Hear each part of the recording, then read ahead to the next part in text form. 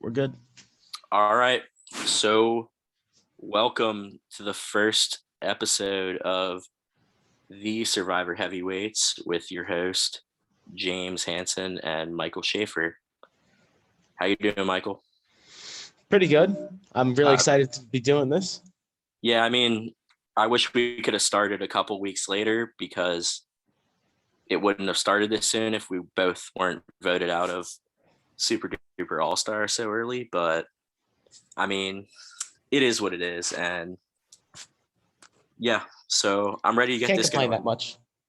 All right, so to everyone listening, we decided we're going to do a countdown of the 40 seasons. So our first episode is going to be our 40th best season, which is a cumulative ranking of mine and Michael's. We each talked about for about 2 hours, like a couple weeks ago, and made our own rankings 1 to 40, and we combined them, and then whatever the highest score was finished in last. And our 40th best season of Survivor, my 39th best season, and Michael's 40th best season is season 22, Survivor Redog Shit Island. I mean Redemption Island, but however you want to put it. Well, that the first way is probably a good way of putting it. All right. So where do you want to start with this? All right. So like, how old were you when this season came out? And you watched it live, correct? Yes, I watched this live and I was 12 years old. Okay. So I watched it live. I was 15 years old. I was a sophomore in high school. I think I just turned 16 years old. So at the time, I would say heroes versus villains. I was fully invested in Survivor. I was a huge fan growing up of everything. I thought that was like a fucking just legendary season, like a Survivor super fan's dream. And then after that, it was Survivor Nicaragua, which fucking was bad also. So like going into Survivor Redemption Island, I'm like, this season it's got Robin Russell. It might have been too soon to bring him back, but I was like, it can't be worse than Nicaragua. So I actually had some decent expectations heading into the season. What about you? I mean, I was just thinking like what can be possibly worse than Nicaragua, because it was like one of the worst seasons we had seen in a while, and it proved very quickly, yes, it can get worse. Yeah, I don't think we truly realized like the dark ages of Survivor that were about to happen, that we were in the middle of it. We didn't truly realize it, but like, so from the very start, I kind of thought like, all right, I'm a big Boston Rob fan. I'm not like, he's not my favorite player ever, but I'll defend him in a lot of situations. I think he gets a lot of hate, but people either love him or hate him, but I like it. I'm generally a fan of him. Russell, at the time, honestly, at the time, I wasn't as big a fan of him, but then after rewatching seasons, I grew to appreciate him more. I think he's great, but it also like, it was just really soon to bring these guys back. Like they had just filmed Heroes versus Villains right before, like I see a year before. Russell just filmed Samoa like right before. Russell was on his third out of fourth season. I just think it was too soon to bring them back. I get the little rivalry they had on the Villains tribe, but it was too soon, I think. I don't know about you, but I feel like this would have been a good idea if they used it more down the line, but like I feel like it's very overkill on Russell Hantz, because like you had said, it was season 19, season 20, and this is season 22. You're bringing him back again. Like I think some people, especially with how polarizing Russell is, kind of needed a break from him. And like, yes, we yeah, know how Boston Rob is a very, I don't want to say polarizing, because people do love him and people do like dislike him. But like we just saw him last year, I think we get a little bit of a break, even though it had been so long since All Stars when he came back for Heroes versus Villains. yeah. See, I think it was just too soon. And also, like, in general, I'll say it, like, I'm not a fan of, I like the fans versus favorites. I like the half returnees, half newbies. I like the all returnee seasons, but I'm not a big fan of the 2 to 4 newbies. Like Philippines was the only season where it really worked. Like besides that, like South Pacific, they brought 2 people back. I didn't like that. Edge of Extinction, bring 4 people back was weird. Well, Guatemala wasn't that bad. Okay, well, that worked out too, and I'll go into that later. I really like that season, but it's We'll get there. Yeah, but yeah, you'll definitely notice where these like one or two returnees per tribe, how most of them are down here. You have Guatemala, which is gonna be a little bit later, and then you have Philippines, which is way down the line. So like it shows like it very rarely works. I'll relate it to orgs a little bit too. Like Broski uses this concept where they bring the 2 like pre-mergers back for like their next season, and usually those people are like, use me as shields, like do this, do that, but then it's like they get voted out like before it gets to the end, and like that's pretty much what should happen. But like I don't know what happened this season, but like I think they just didn't cast enough people that actually understood the show, because Boston Rob should not have been able to navigate his way through that game as easily as he did. I was just gonna say, like, just how easy he did it. It was like it was just like mind blowing just watching it. Like, how do you not see what he's doing? Yeah, his alliance was basically a cult. Like he adopted the buddy system and literally like had his alliance after the merge just sit around camp so they couldn't go strategize with other people that were probably trying to turn them against Rob, which would have been in their best interest. And you had a handful of people like Philip, Natalie especially, and then Ashley, Grant, and then even Andrea was like, she was great on her other seasons, I thought, but in this season she made a lot of mistakes, and a lot of it was because she was just way too loyal to Rob. We'll get there, like when we start like talking about like in depth the season, but like she definitely had spots where she could have like taken control of her own game and instead just did what Boston Rob asked. For sure. And like by the time when she came back from Redemption Island and she actually wanted to get rid of Rob, he still had the idol, and it wasn't going to happen. It was too late. All right. So let's start with the premiere episode. What did you think? All right, you can go first. So this for me kind of just upsets me of how awful the season ended up being, because I thought the premiere is like one of the best premieres in Survivor. I was just gonna say, I think it is either this or episode 8, which is the merge boot, where Matt is voted out for the second time, are the only 2 like top-notch episodes I think of this season. Well, I think Matt going home the first time was a decent episode, but like actually, the premiere and the merge episodes were up here. Then you have like 1 or 2 here, and then everything else is just fucking and down.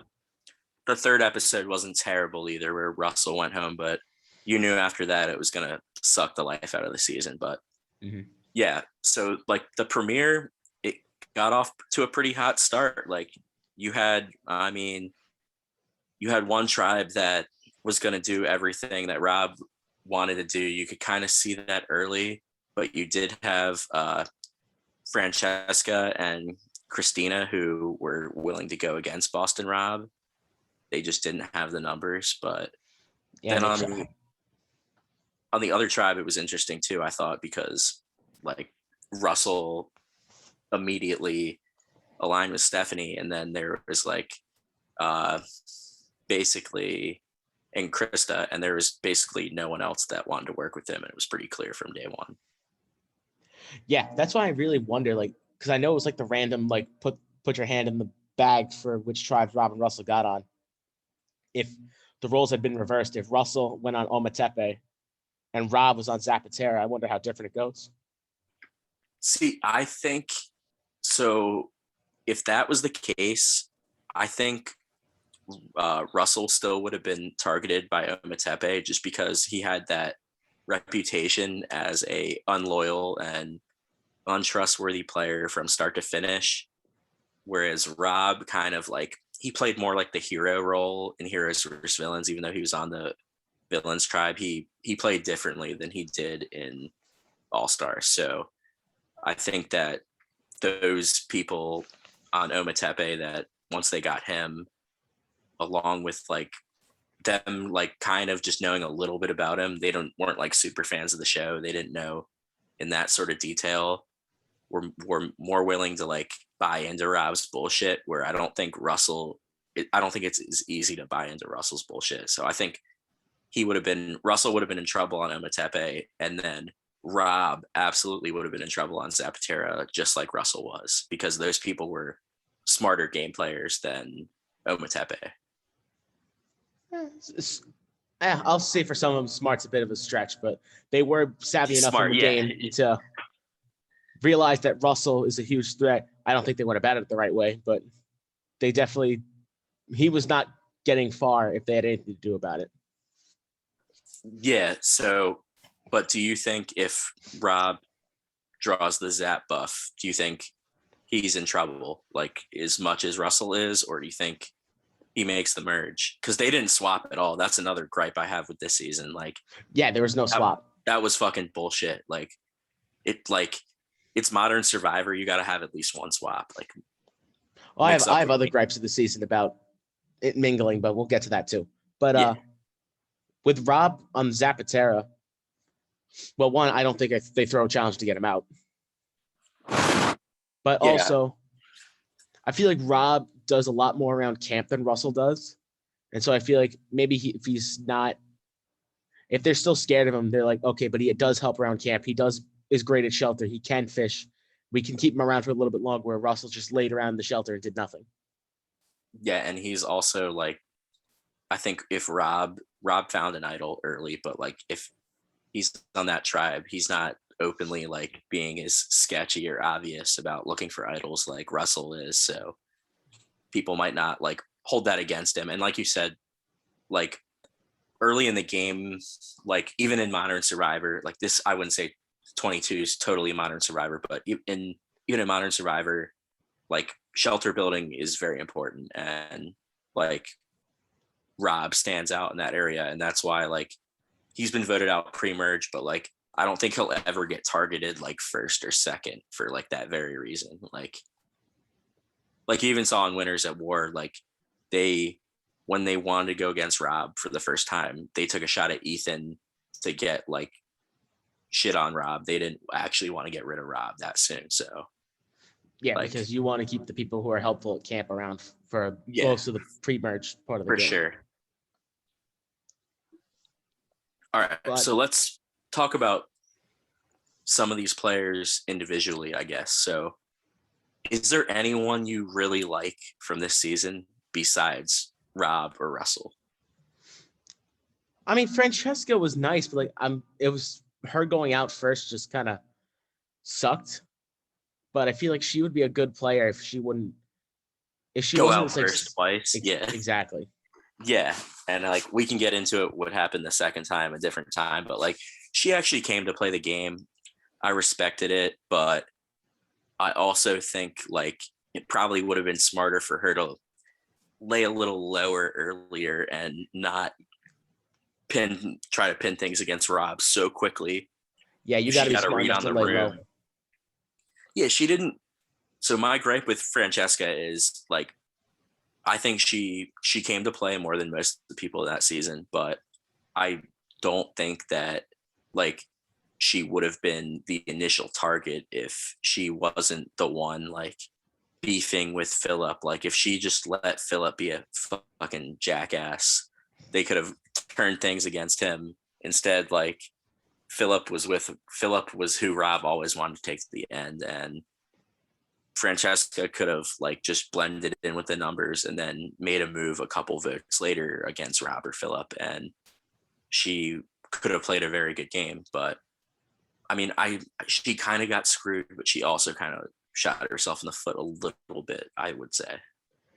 Yeah, as a player, you got to be smart enough to realize, hey, this dude's controlling the tribe. Let me just try to play nice with him for a little bit, lay low, just keep myself off the board as a target. And then when I have the numbers, then I'll strike, instead of saying, I want him out now and screwing yourself. Yeah. All right. So is there anyone else you really like out of the newbies this season? Or I did like Stephanie.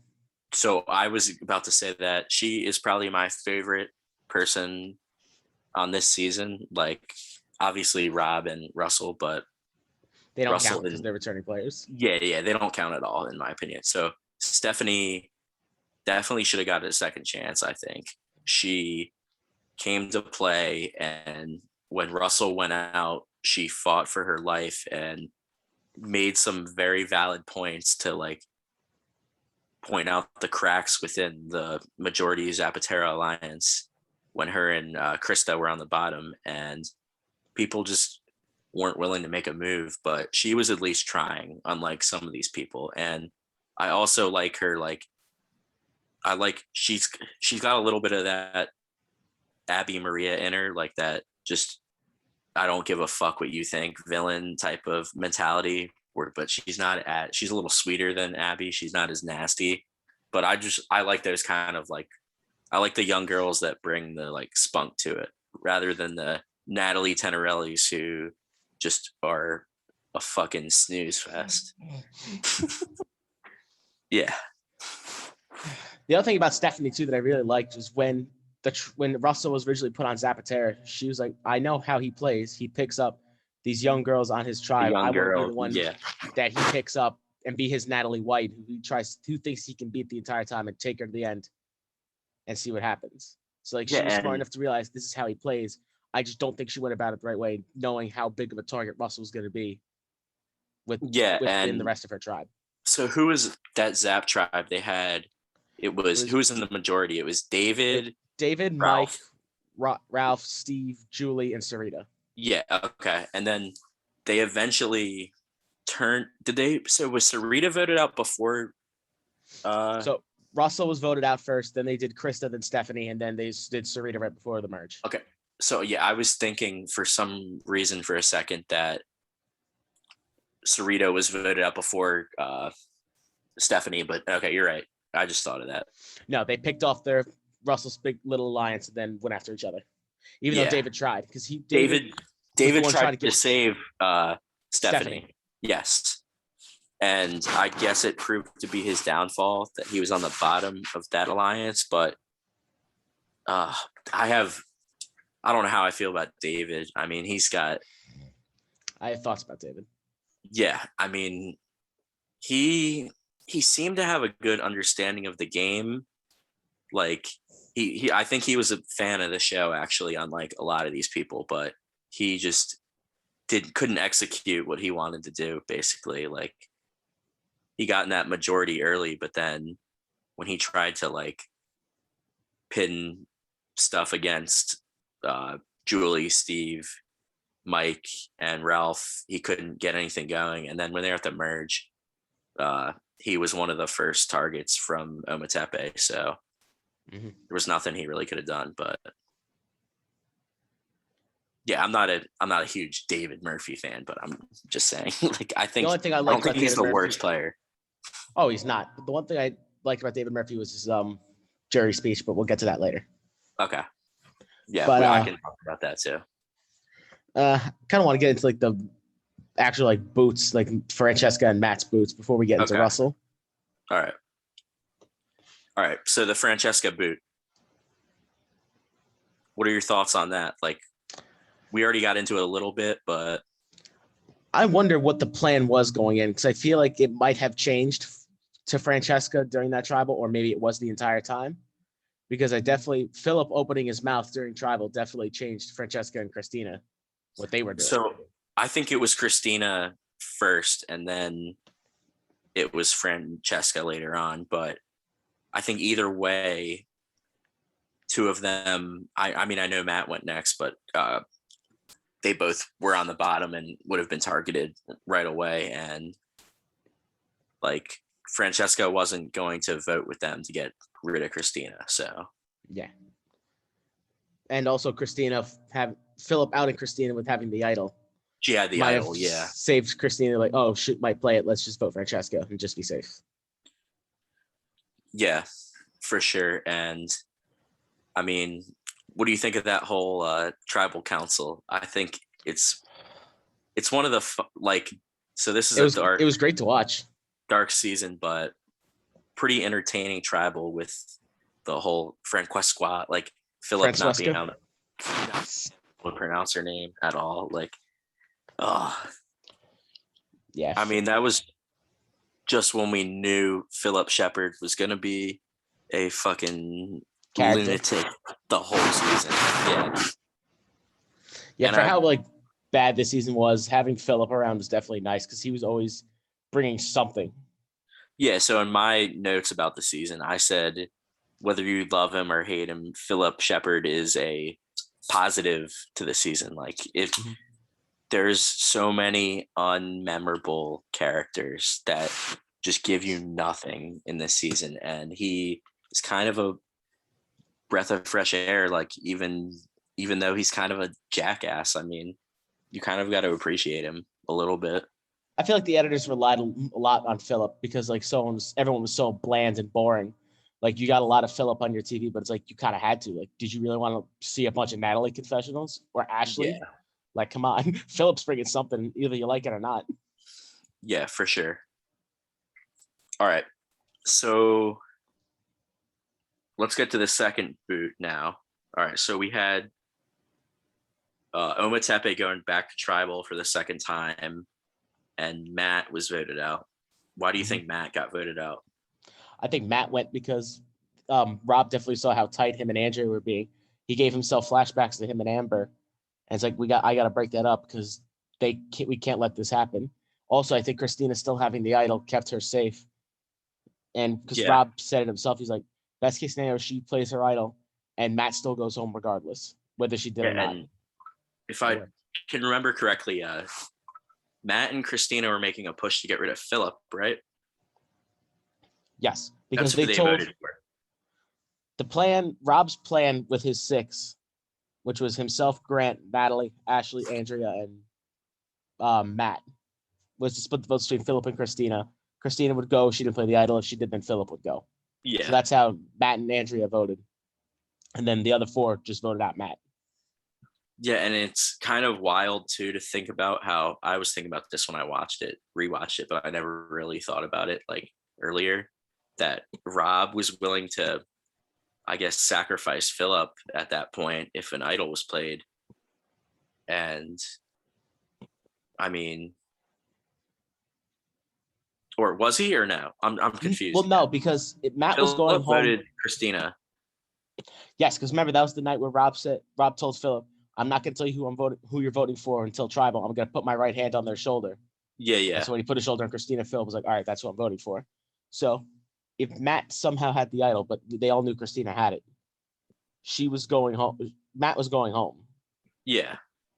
But if some strange reason she played the idol on Matt, Christina was going home. She's so okay. It would have been a tie between Christina and Philip. So he really didn't. I guess he really wasn't sacrificing Philip at that point. No, Rob knew what he was doing. Yeah. Like the entire game. Yeah. Had everyone played like a fiddle. Yep. All right. So, moving on. Episode 3, arguably one of the more interesting episodes of the whole season, I would say. I felt like in this episode, you kind of, by the immediate challenge, you knew exactly what was going to happen. Yeah. Like right when Zapatero made the decision that they were going to throw the challenge, you knew Russell's time was over. It was just going to be how is he going down? Yeah, and then the thing is, even if Russell was like slick enough then like he was the first 2 seasons and had an idol and played it for himself, he still would have been screwed because Stephanie went home. Yeah. Here's so it was. Sorry, go finish. Yeah. So it was, I think, a classic example of if you have the majority and you can split the votes and you think someone might have an idol, it can work if you fully trust the people you're working with. Like they split it 3-3. They knew no one was going to flip on a revote, and they got what they wanted. And I mean, I got my gripes about throwing a challenge, but I think this was one of the cases where it was kind of like smart in a sense, but. Oh, I disagree. I think it was absolutely stupid that they threw it. Not because to get rid of Russell, like obviously whenever they're going to lose to get rid of him, but do you really want to give Boston Rob momentum? Because I know Ometepe did lose the next challenge, but they did win 3 in a row, which allowed Ometepe to go into the merge up 7-5 after Matt came back from redemption.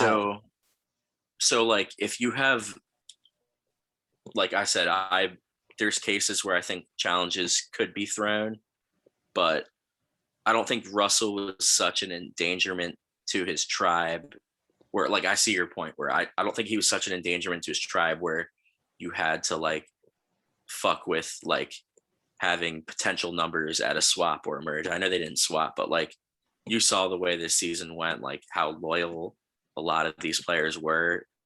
They weren't gonna like, you had that big alliance of like David and Steve, Ralph, Julie, what else am I missing? Sarita. Mike, Sarita. Well, Sarita didn't make merge, but I'm saying out of the people that made the merge, none of them were flipping. Like, so basically this season came down to whoever had numbers at merge was going to run the table the rest of the way. And so I see your point. I think you kind of talked me into actually realizing that it was stupid of them to throw their challenge.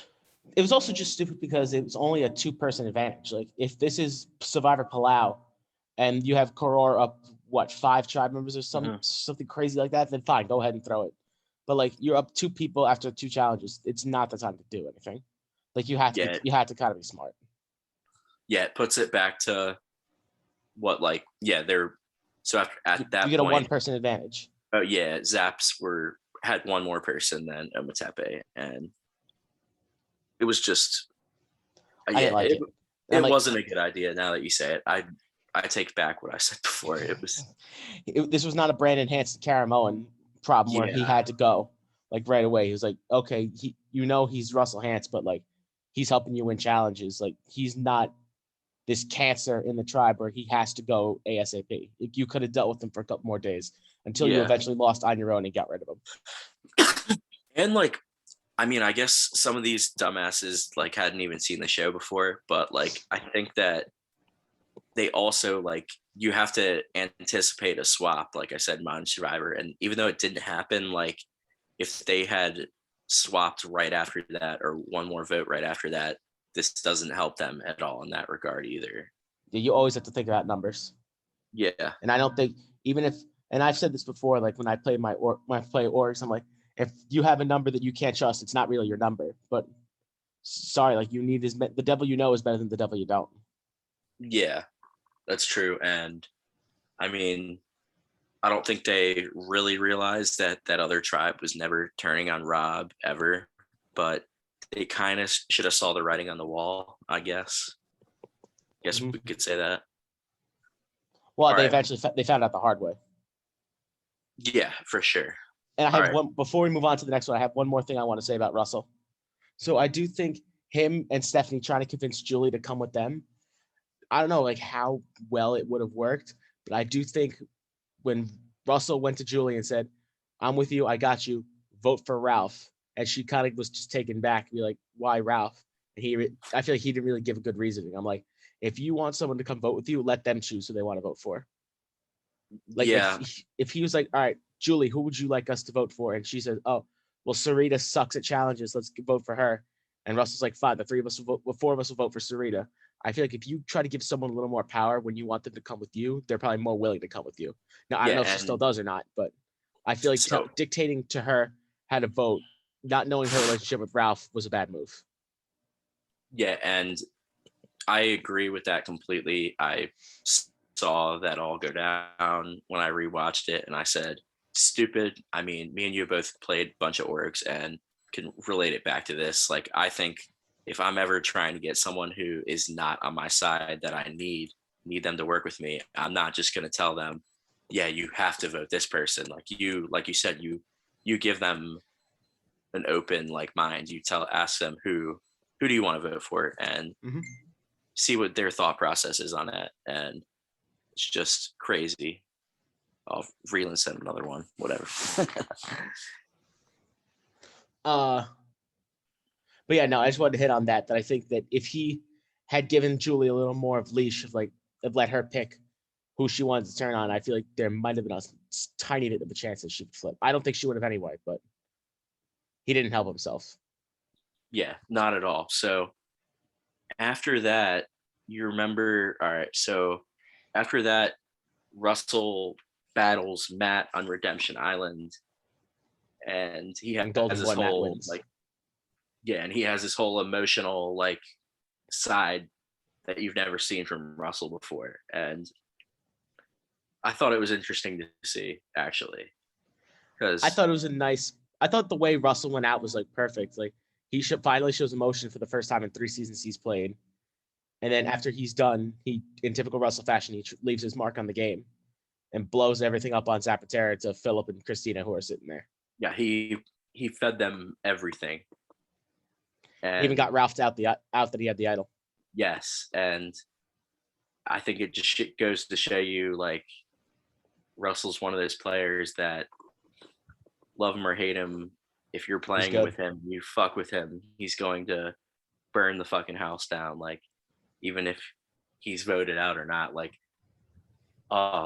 could you imagine Russell on a jury or not? Like I know we Oh haven't God. seen it. Like could you see him on a jury? Like imagine him in a heroes versus villains jury with a Parvati and a Danielle Sandra final 3 where Parvati and Danielle stabbed him in the back. Imagine what he would have said to those 3. So Jeez, that would have been funny, but too bad we didn't see that. that's a different story. But yeah, I mean, it just goes to show you like how great of a character Russell is and how much he cares about the game. And also shows, sorry, the low level intelligence of Ralph. Like, come on, the other tribe's sitting right there. Why are you letting him bait you into revealing that you have an idol? And then, I faked you. Come on, man. I think Ralph and Steve are 2 of the worst players I've ever seen on the show, to be honest. And it was because Sarita was sitting right next to him and said, "Don't do it, Ralph." He would have pulled out the idol and shown it off. Oh, God, he's an idiot. Some of this, I actually put for good on my notes. It was hilarious to watch how bad Ralph and Steve are at Survivor. I thought it was literally, they were so bad. It was almost funny. It was. And just the fact that it ended up being the last 2 zaps left.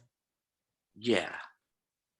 I guess, well, that also more power to Boston Rob for keeping the 2 biggest idiots around.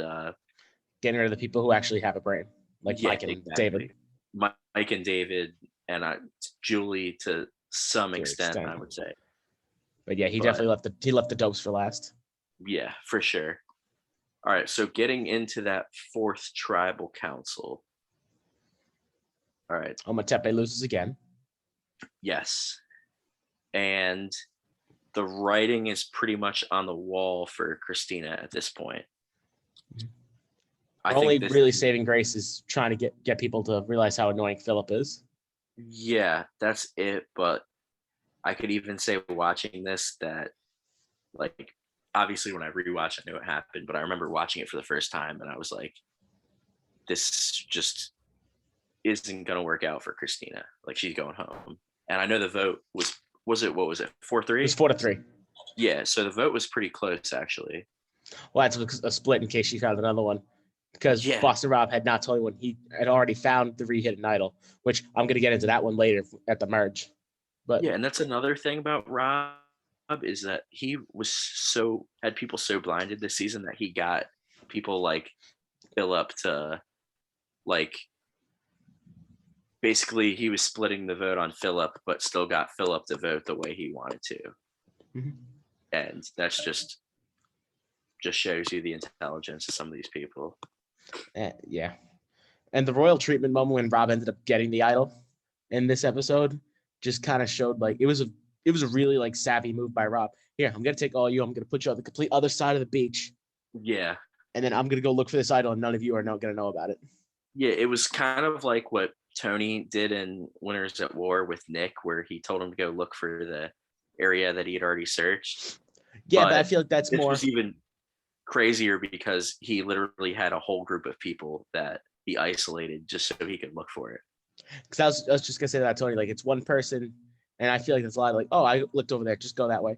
Rob literally took his entire tribe, put them on the other side of the beach to go look for the idol, and it worked, and no one suspected anything.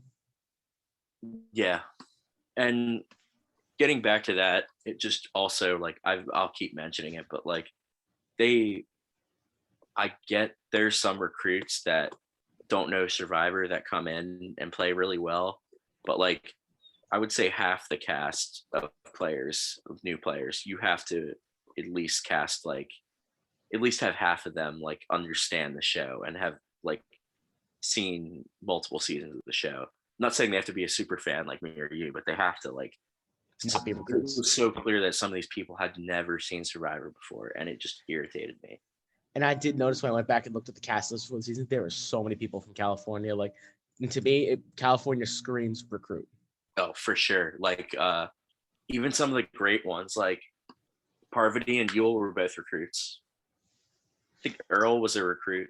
Everyone on Survivor Fiji except for Gary was a recruit. Yeah. So yeah, I did remember that. But usually, I will say like one reason why this season is so bad is because it's so recruit heavy, and that definitely benefits a player like Boston Rob, who has such a legendary reputation that just they can't. These people aren't smart enough to like know what they have to do to get him out, and it worked in his favor so much. Mm-hmm. Like you said with the Idol. Yeah. And I'm just looking now, not counting Rob and Russell, the new players, 11 out of the 16 are from California. Oh my God. The only ones not were Ashley, Andrea, Ralph, Matt, and Krista.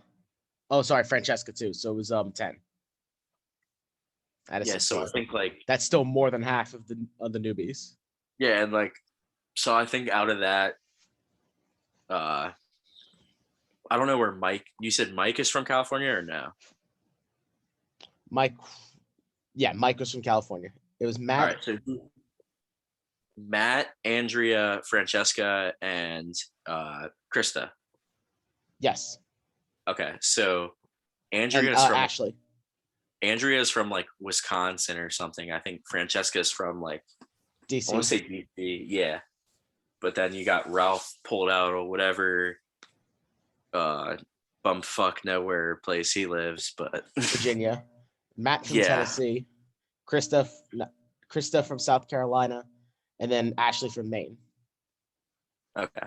So yeah, it sounds like I guess besides I know Andrea's from a small town too. Besides like Francesca and the California people, they decided to pull like 4 people from small towns, but it was pretty clear that what they were looking for, like you said, California screams recruit, and it's just it's so unfortunate. All right, let's move on to. And I'm just gonna say, like, these 3 episodes to me were gonna be like start at the downturn of the season before 4, 5, and 6. Yeah. So yeah, I would say like 1 and 3 were 3 of my favorite episodes. I said along with the merge boot. But yeah, this stretch where Zapatero is going to the 3 straight tribals are just so long, boring, bad, and predictable. Yeah, almost as predictable as the post merge after Matt goes home, but we'll get to that later. All right, so this 5th episode. It's when Krista goes home. Well, I know Krista goes home. I didn't like the Redemption Island duel because I think it was just stupid building a 3x3 cube, which to me is like, okay, yippee. Yeah, and so what do you think about we'll talk about this now. What do you think about the duel challenges in this season? Because some of them are good. Words to say. I mean, my thing is that I've read up on it and I saw it. It was like a lot of them were just like abbreviated like challenges that they did in old seasons. It's like just like a quick version of like a certain challenge or something. Like none of them required like any sort of like moving around or anything. They're all like kind of like stationary challenges. Yeah, like my thing is like, but some of them are good. Like I love the jailbreak challenge. Yeah, that's a good one. Which was the first duel. The domino one, which Matt beat Russell at, I liked. But like the building the cube, I can do without that. Yeah, that But one's fucking terrible. Matt and Stephanie matching, like, please. Yeah, Like the only ones I loved were I love Chimney Sweep as a challenge. yeah, that's a classic. The final duel with the vase holding up by your leg, Yeah, and then the House of Cards were the ones I liked. yeah. So that's not. These challenges aren't the worst thing about the season, but there definitely were some, like you said, that I really did not like at all. Yeah, like I'm sorry, I can do without watching people build a cube or just match things. Like it Yeah, should be a little more skill based. yeah. All right. So I'm looking at my notes here. All right. So this one is when Ometepe started to go on their winning streak. Yep. So This is let's when just throwing that challenge comes back to haunt Zapatero. exactly. So what do you think? Like, say at this point, Zapatera instead goes on this winning streak and Ometepe keeps going to tribal. Obviously, it's a complete different game at the merge, but who do you really think takes control of the game a la Boston Rob? Like after Russell goes home, who do you think would have been the kingpin of the Zaps with the numbers at the merge? I don't know. I'm trying to think of which one of them actually really had a brain. I think I Like know who I'm I thinking. I would go Mike. That's what I was gonna say. I think he was easily like I saw that the edit from him early screamed if this guy gets some control, he could go far. I'm not saying he's an amazing player or anything, but he was He definitely could have gotten likable. something together. He was likable, and like you said, yeah, he definitely could have gotten something together. And And that's why Rob made sure he went first out of all the Zaps. exactly. All right. Well, we just brought that up, but going back to this, all right, this is where Krista went home, and if I can remember correctly, I just looked at my notes, and she was at tribal. She kind of tried to point out the cracks in the big alliance. Like she tried to point out the sub alliances, and people just weren't going for it still. Well, But definitely what happened here was her and Stephanie knew one of them was going home. They just didn't know which yeah, one. So both of them took turns trying to throw the six under the bus, trying to find a way in, but it just didn't work. Also, one thing yeah, I want to and say about the challenge, it was the blindfold challenge. Remember, they had said they had to have the caller do the puzzle, and everyone on Zapatera was complaining to Sarita because she said, "Oh, Stephanie's doing the calling because she has a loud mouth, so she could do the puzzle." yeah, And couldn't get the puzzle done. And of course, you have fucking Boston Rob doing puzzles for Ometepe. Of course, he's gonna win. yeah. And I actually, now that you bring that, I kind of felt bad for Stephanie in that situation because it's like she, I mean, she was the set up to caller. fail. The caller had to do the puzzle, but like, I mean, there's no shame in losing to Boston Rob in a puzzle, and her tribe kind of still like They set her up thought to fail. That's lowly of my her for opinion. failing. Yeah, Especially when they told her to her face afterwards, "Oh, David should have did the puzzle," because for some reason, because David's a lawyer, he's automatically a wizard with puzzles. Like, sorry, that's not how it works. yeah. It was. I don't like when someone is like singled out for losing the challenge, especially when she really didn't. I don't even say she wanted to be in that position in the first place. So No, she was put in that position because she was good with being the caller, yeah, and they it just set her up to sucked. The fail. caller had to be doing the puzzle. Yeah, stupid. But I also think it was another reason to kind of just knock her down because like she was going to be going home soon regardless. So I feel like they were just going to do whatever they could to try to be like, okay, here, Stephanie's the reason why we lost, and this is just being extra reasons why we get rid of her later. Yeah. All right. So moving on to the 6th episode, I put the title of this episode in my notes too, The Redheaded Stepchild. Oh, Philip. All right. So this is why we couldn't get it. You couldn't get enough Philip Shepard on this season. Yeah, well, actually, I take that back. There was one episode I could have had less Philip Shepard, but yeah, this is we'll get into that one. Slog, I think, of an episode. Like you said, this whole stretch was just ugh. 4, 5, 6, and 7 were all bad episodes, I would say. And then you get the jolt at 8, and then it just gets so much worse. But we'll get there. Yeah. So this one was when Stephanie finally met her end to the game, but a little bit of a maybe she has a chance because of David. Yeah. So David voted Sarita with Stephanie. Yes. But I mean, I still think when watching this, like the writing was still kind of on the wall for Stephanie. Like I knew she wasn't gonna be able to swing something, but if she could have swung something, I think she would have been much more remembered as a player. Like if she had swung something here and made them merge, I think she definitely would have gotten that second chance by now. I think that the fact that she was pre-merge hurt her chances from ever coming back again. But I've really I said Stephanie's my favorite player on this season. Like I think she brought it and she fought, and I really respected that compared to like some of these other people we watched that just did nothing. Laid down and died. Yeah. And it's just like here's the other thing with Stephanie, I think that screwed her on the second chance ballot. Because I don't know if you noticed, but like Redemption Island, South Pacific, and One World each had 2 people on the ballots for their seasons. All right. So who was RI? It was Stephanie and Natalie Tenorelli. Nat 10, and then South Pacific it was Jim and Michaela. In One World it was Sabrina and Troyzan. None of them got on. None of them. Yeah. And because it's in the dark ages of Survivor, definitely hurt that. The seasons were not very good. And to be honest, with the exception of Troyzan, none of those people were really memorable. Yeah. And like they're very easily forgotten about. And especially with the women on that ballot, there was a lot of really good ones to choose from.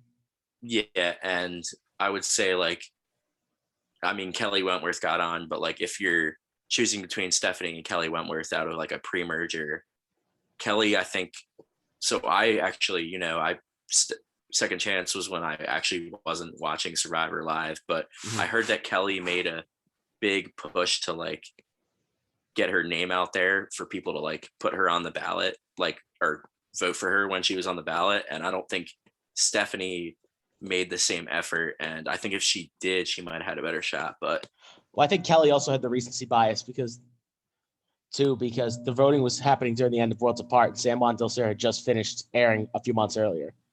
And that was her season where I feel like all 3 from San Juan Del Sur got on.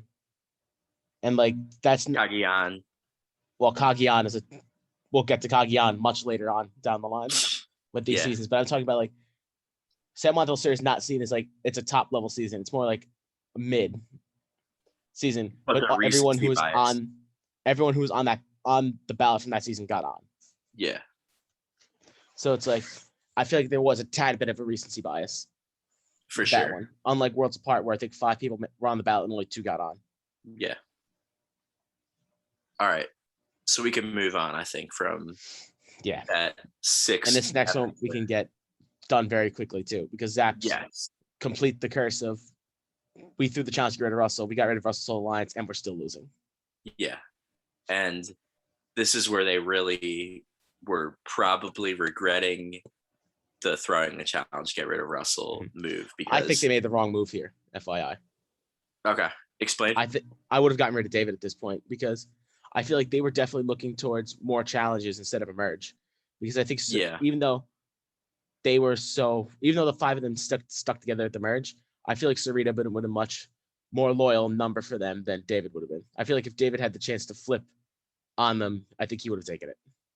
Yeah, for sure. Like I think David like had his head in the game more than Sarita, but Sarita was gonna be Zapatera strong 100%. And I know, like you said, David didn't flip, but he definitely had a much better chance of flipping. I know like this voting her out still didn't change the outcome on anything, but I could see why you say you think it was the wrong move. Yeah, because exactly. Nothing changed because of the way the rest of the season went. But if I was the Zapateras looking back, if the merge episode went differently, I think they might have regretted keeping David around. Yeah, so I have in my notes too. So Ralph in this episode said that was planting it in people's head that David would flip at the merge. He Actually, voted for David. yeah, he was the only one, which Him and Sarita voted for David. Everyone else voted for Sarita. yeah, and it's kind of strange too because like Ralph and Steve, I just always associate those two together, and it's like when I rewatched it, I was like, I forgot these guys didn't vote together the vote before the merge. Like, Yeah, Ralph was on an island on that one. yeah, and I so I guess Ralph had his head in the right place here. Actually, like we both agree that it would have been smarter to get rid of David, but Yeah, it would have been, but I feel like the rest of us actually looking more towards we need to win challenges because we have no idea when the merge is coming, not knowing they were merging the next day. Yeah, and do you think that also speaks to their level of survivor intelligence, not thinking a merge was next, or you think? I mean, they could have went one more without a merge. Like, well, with Redemption Island too, it's kind of hard because that was a brand new thing. You have no idea what the fuck's going to happen with that. So I give them a little bit of a pass there of not knowing when a merge is coming. Yeah, that's true. All right, but yeah, it's sad when we have to say that someone like Ralph had their head in the right place and was thinking like more strategically than some of these people. Just goes to show you. And I will say this about Ralph in the whole pre-merge portion of the game. For as not smart as I think he is, because I don't think he is very bright, he did a pretty good job of putting that 6-person alliance together and making them stay loyal. Yeah. That was him as the ringleader of that.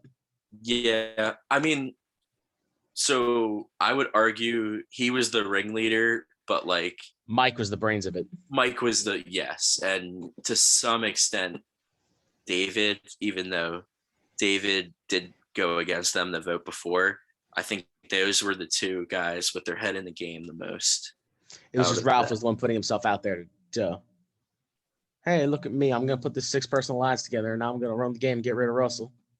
Yeah. This is my island, sucker. Isn't that what Russell said? This is my game, sucker. My game, sucker. Yeah. And and also, how Ralph was it that he found that idol by accident? Yeah. Here, I'm just going to go pick up some stones for the fire. Oh, what's this? Oh, hey, it's the idol. Yeah. And we're getting here now. The best episode of the season, in my opinion. Mm-hmm. This and the premiere is up there, but I gotta go with this one. This was pretty good. Yeah. You gotta really like give it to this episode, even though the season's so bad. I would say this episode and the premiere episode are the only episodes I would say are like top 100 Survivor episodes, maybe. Mm-hmm. And this also just shows the genius of Boston Rob. Oh my God. And you even had David like sitting there like just stunned. I feel like it was genius what he just did. Yes. So, all right. Let's run through it. So Matt comes back at this point. You got 6 Ometepe and it was 5 Well, 6 Ometepe, 5 Zach Patera, and then Matt. Because no one had any idea where he was going. Yeah. So let's look at it from Matt's perspective. What would you have done in Matt's situation? I would have gotten Andrea on board and I would have flipped to Zapatera. That's exactly what I was thinking. But I'm thinking even if I don't have Andrea on board, I'm going to Rocks. If it's possible, I'm risking my game and I'm going to Rocks for this. But here's the one thing I wonder. Sorry. Go ahead. So I just wonder if the 6 Ometepe still vote for Matt like they did, and Matt votes with the Zapateras against Grant. Do you think the Zapateras would have went to Rocks for Matt?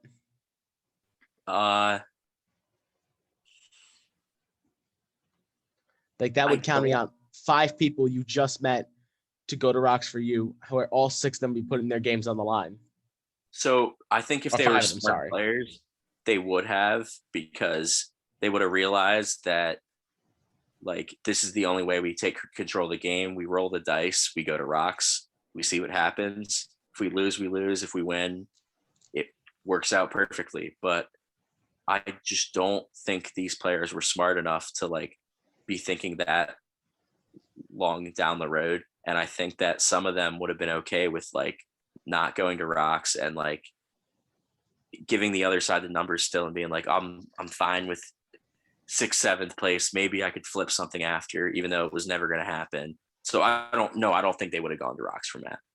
Okay, I thought the same thing. I just wanted to get your opinion on it. Yeah, I think it would have been smart though, but I don't think they would have done it. Yeah, but when you're asking people to do smart things in the season, you're kind of just leaning on Boston Rob to be doing something. Yeah. There's not really much intelligence going on besides that. Yeah. So why do you think that? So they voted for Matt because Matt basically gave Rob information that said he wasn't going to be loyal, which is another knock on Matt. Yeah. And it's like, not even that he did it to Boston Rob. Like, why would you show anybody that? Hey, yeah, I thought about flipping on you, but now I decided not to do it. And like they needed like they didn't want to go to rocks at all. Like, and Matt's name was never going to come up if he did not do that. Like, if Matt had just suck it up with Rob for like a vote or two, pulled Andrea in, and then pulled maybe a couple of the Zapateras in, they could have made a move a couple votes later. But instead, Matt had to just say the dumbest thing to Rob, and it just not only got Rob thinking it. Not only did he do something dumb about himself, he threw Andrea onto the bus with him. Yeah. I mean, he got himself in such. Love the dude. He's not a good player. Like, come on, terrible. Man. He killed Redemption Island. I will say that. Yeah, and his story was kind of like, I mean, it was kind of interesting. Like, a lot of it was kind of like Christianity based, but it was like they were really pushing like the underdog like edit with him. Like, I feel like CBS was trying to shove it down our throats. Like, let's root for Matt. Come on. Like, but like any big Survivor fans, like, I'm not rooting for this guy. Like, but it's just, I don't get like the big let's root for Matt. Matt didn't come back into the game that late. So yeah, I don't like I get the push in the story, like when he goes home second and then comes back at the merge. Yeah. Like when he goes voted out again, I feel like the story just keeps going. I'm like, he doesn't even come back. Like if he comes back again and they keep the story up, I'm like, okay, I get it. You want us to see as much Matt of what he's doing out of the game as possible. So when he comes back in, you have some story for him. Yeah. But like, I don't want to see him all this time on Redemption when he's not the one who comes back in. Yeah, I agree. But anyways, just this vote was genius move by Boston Rob. So let's talk about it more. They knew that one of the Zaps had an idol that was a community idol. I call it like an idol that they will play for anybody to ensure they could possibly get the numbers. And voting Matt was the only way to ensure that there's no way they were playing the idol for Matt. Like, they could have played the idol for anyone else, but voting Matt ensured that there was no way like this wasn't going to work for Rob. There were three things that I hear that to me that Boston Rob wanted to hit on. He got everything. He hit on all three of them when he voted Matt out. One, he didn't have to risk an idol because one of the Zaps were going to use it on themselves. So if he's not voting for a Zap, then he's not going to get rid of an idol. Two, he still has the numbers if Matt goes home because 6 of his and 5 Zaps. So he doesn't have to worry about that. Yeah, and the idol was flushed. Yeah. And C, you're showing everyone in your alliance, hey, he thought about flipping, he went home. You better not flip on me because this will happen to you. Yeah, so that's like each one of them. That was David's Jerry speech too, where he basically said this guy basically told everyone, if you fuck with me at all, you're going home. You're going home. And that's what happened. He basically sent him, like he said, he sent a message to his tribe that if you show any signs of that you're against me, you're gone. And it just shows how dominant of a game it was. Mm-hmm. But no, that was watching that again, just like And the heartbreak on Matt when he realizes that he's getting blindsided again by Rob for a second time. Like it hurt. It hurt watching it, but like he totally did it to himself. Yeah. So I also love I love the way the votes were read on this episode. Like it was like, Oh, all what was 5 it? Grant votes coming up. Grant, 5 Grant, one Steve, and then all the Matt votes. All of a sudden, Matt, and he's like he's laughing like what the fuck is happening right now? Like, and by the third one, he's just like, and then like I said, that's when it's setting in. Like, dude, you got screwed again. Yeah. Oh man. I've seen some people saying that Matt should have gotten a second chance, but I'm like, no. He got his second chance in the same season and he blew it. Yeah. So do you know what he's up to now? Have you heard anything about it? He's on this that show Riverdale. That's what I was gonna say. Riverdale. He's under the name Wyatt Nash. Wyatt Nash. Yeah. So like apparently like I had a girl that I talked to actually that watched Riverdale, and she was like, I was like, yeah, you know who Wyatt Nash is? And she's like, yeah. And I'm like, yeah, he was on Survivor. And she's like, no way. Like, and I'm like, yeah, he was horrible. But like, but yeah, it's just, so when I like, I watched Redemption Island live, and then I got away from Survivor like a year or so later. And then when I went back and watched him again, and I heard that Matt was under the name of Wyatt Nash now, I'm like, man, like this guy is strange, but I guess more power to him. He's an actor, but whatever he makes a living on, I'm not going to judge. All right, so let's move on to this was the awful portion of the season. Snooze fest. This is worse than 4, 5, and 6 and 7, I think, right? Oh, 10 times worse. The only benefit I give Survivor here is that this is 2 double boots here to get this over with quicker. Yeah, so the first one, I know the second one, they had so that was when Ralph was voted out, or Steve, no, was it Ralph or Steve voted out first? Ralph was voted out first, and they went right to the immunity challenge. Mystery box. And then they went to the immunity challenge, and then they went right to tribal. Yeah. So like you said, the only saving grace for this is that they handled it the pagonging in a quick manner, which I can appreciate when it's that fucking boring, but it's like still these episodes they gave me nothing. Like I was like, God, when can I watch the next season? Like, but it's just that like I don't even think the show bothered to be like, oh, we could fake this out. Maybe it'll be Rob. Maybe it'll be Philip. Like they didn't bother. Like you knew it was going to be a Zapatero going home. The question was just going to be which one. Yeah. And I feel like that pecking order, like we kind of touched on this earlier. The way they were voted out was how it was structured. Like Mike was the top. He went first. And then it was David. He left. Then you have Julie, who's slightly above the other two. She left. Yeah. Basically, Rob picked off one by one who was his biggest threat, who had the best chance of flipping people against him, and got rid of them in a like orderly fashion. Yep. And I think the Mike boot was where the buddy system was implemented. Well, the episode was called The Buddy System. It's called The Buddy System, yeah. So how do you feel about the buddy system? I mean, it's great if you're Rob. Yeah. But like, do you think it will ever, like, if you ever get on the show, would you ever give it a thought or no? Oh, no.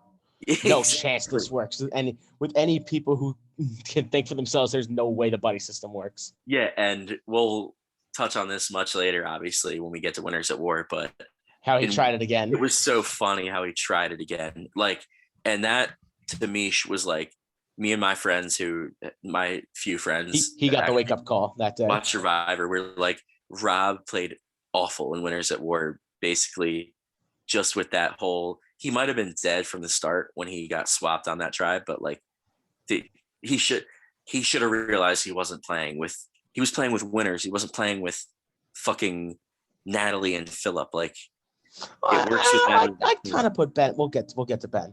I'd put Ben in that category.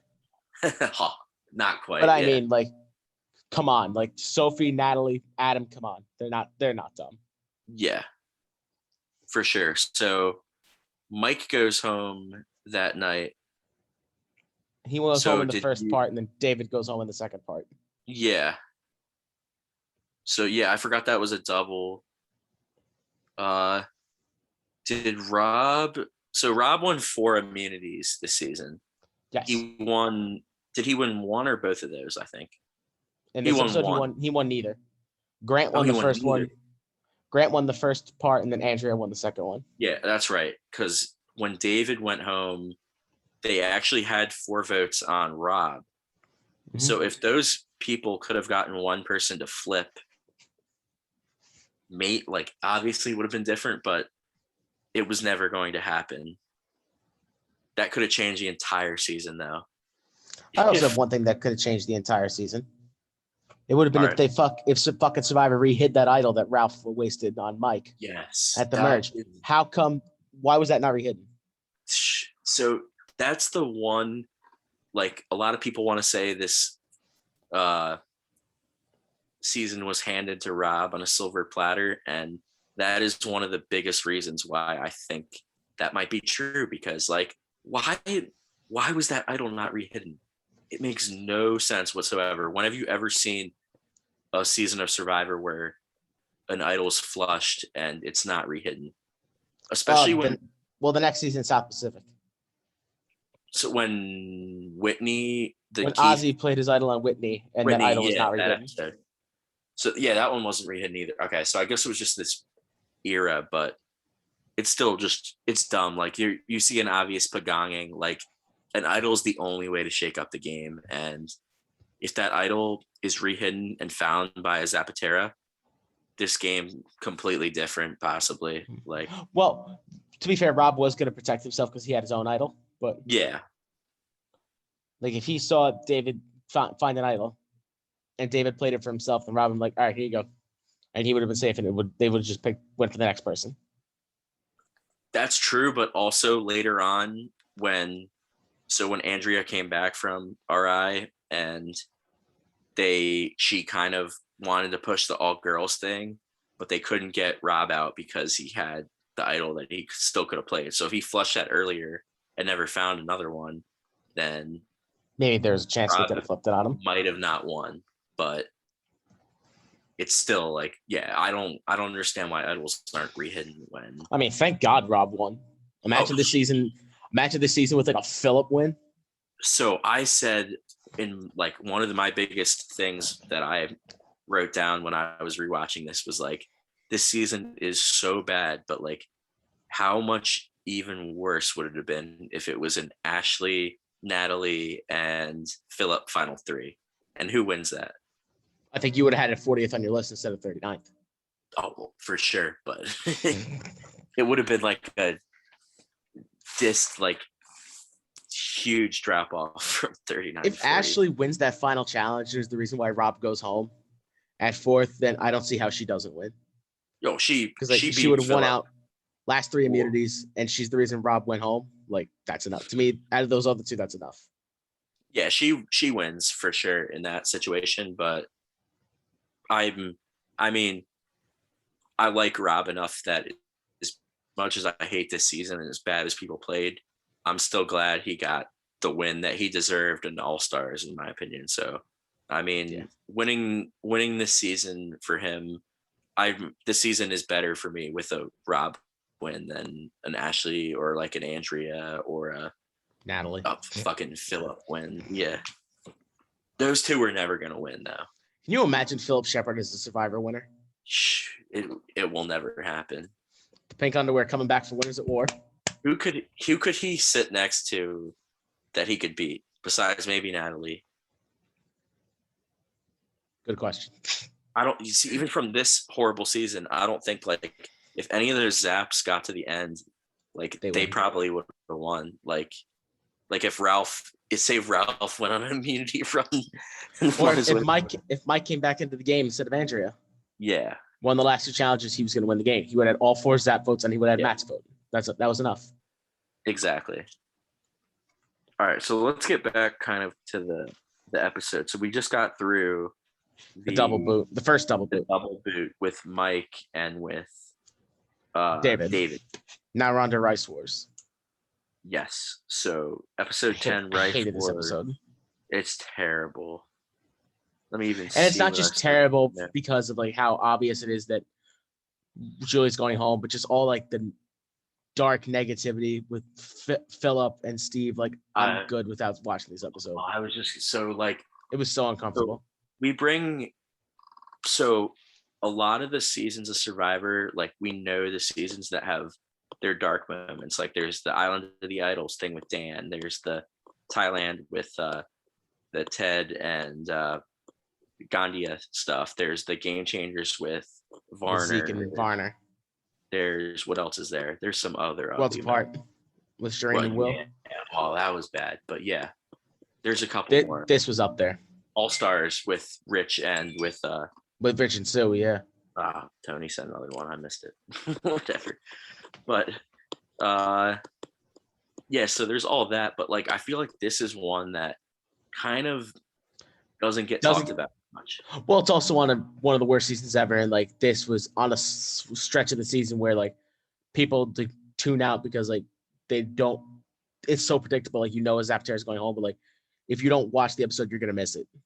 But it's very just wow. That's all I have to say. Yeah. So do you think? I don't know. Do you think it was exaggerated, or you think that Steve was actually like racist towards Philip? I don't think he was, but at the same time, you have to understand where Philip's coming from. Yeah. Like I can't speak for Philip. If that's how Philip was taking it, then as if you're Steve, you have to understand, oh, okay, this is how you're taking it. I'm sorry, this is not how I'm meaning it.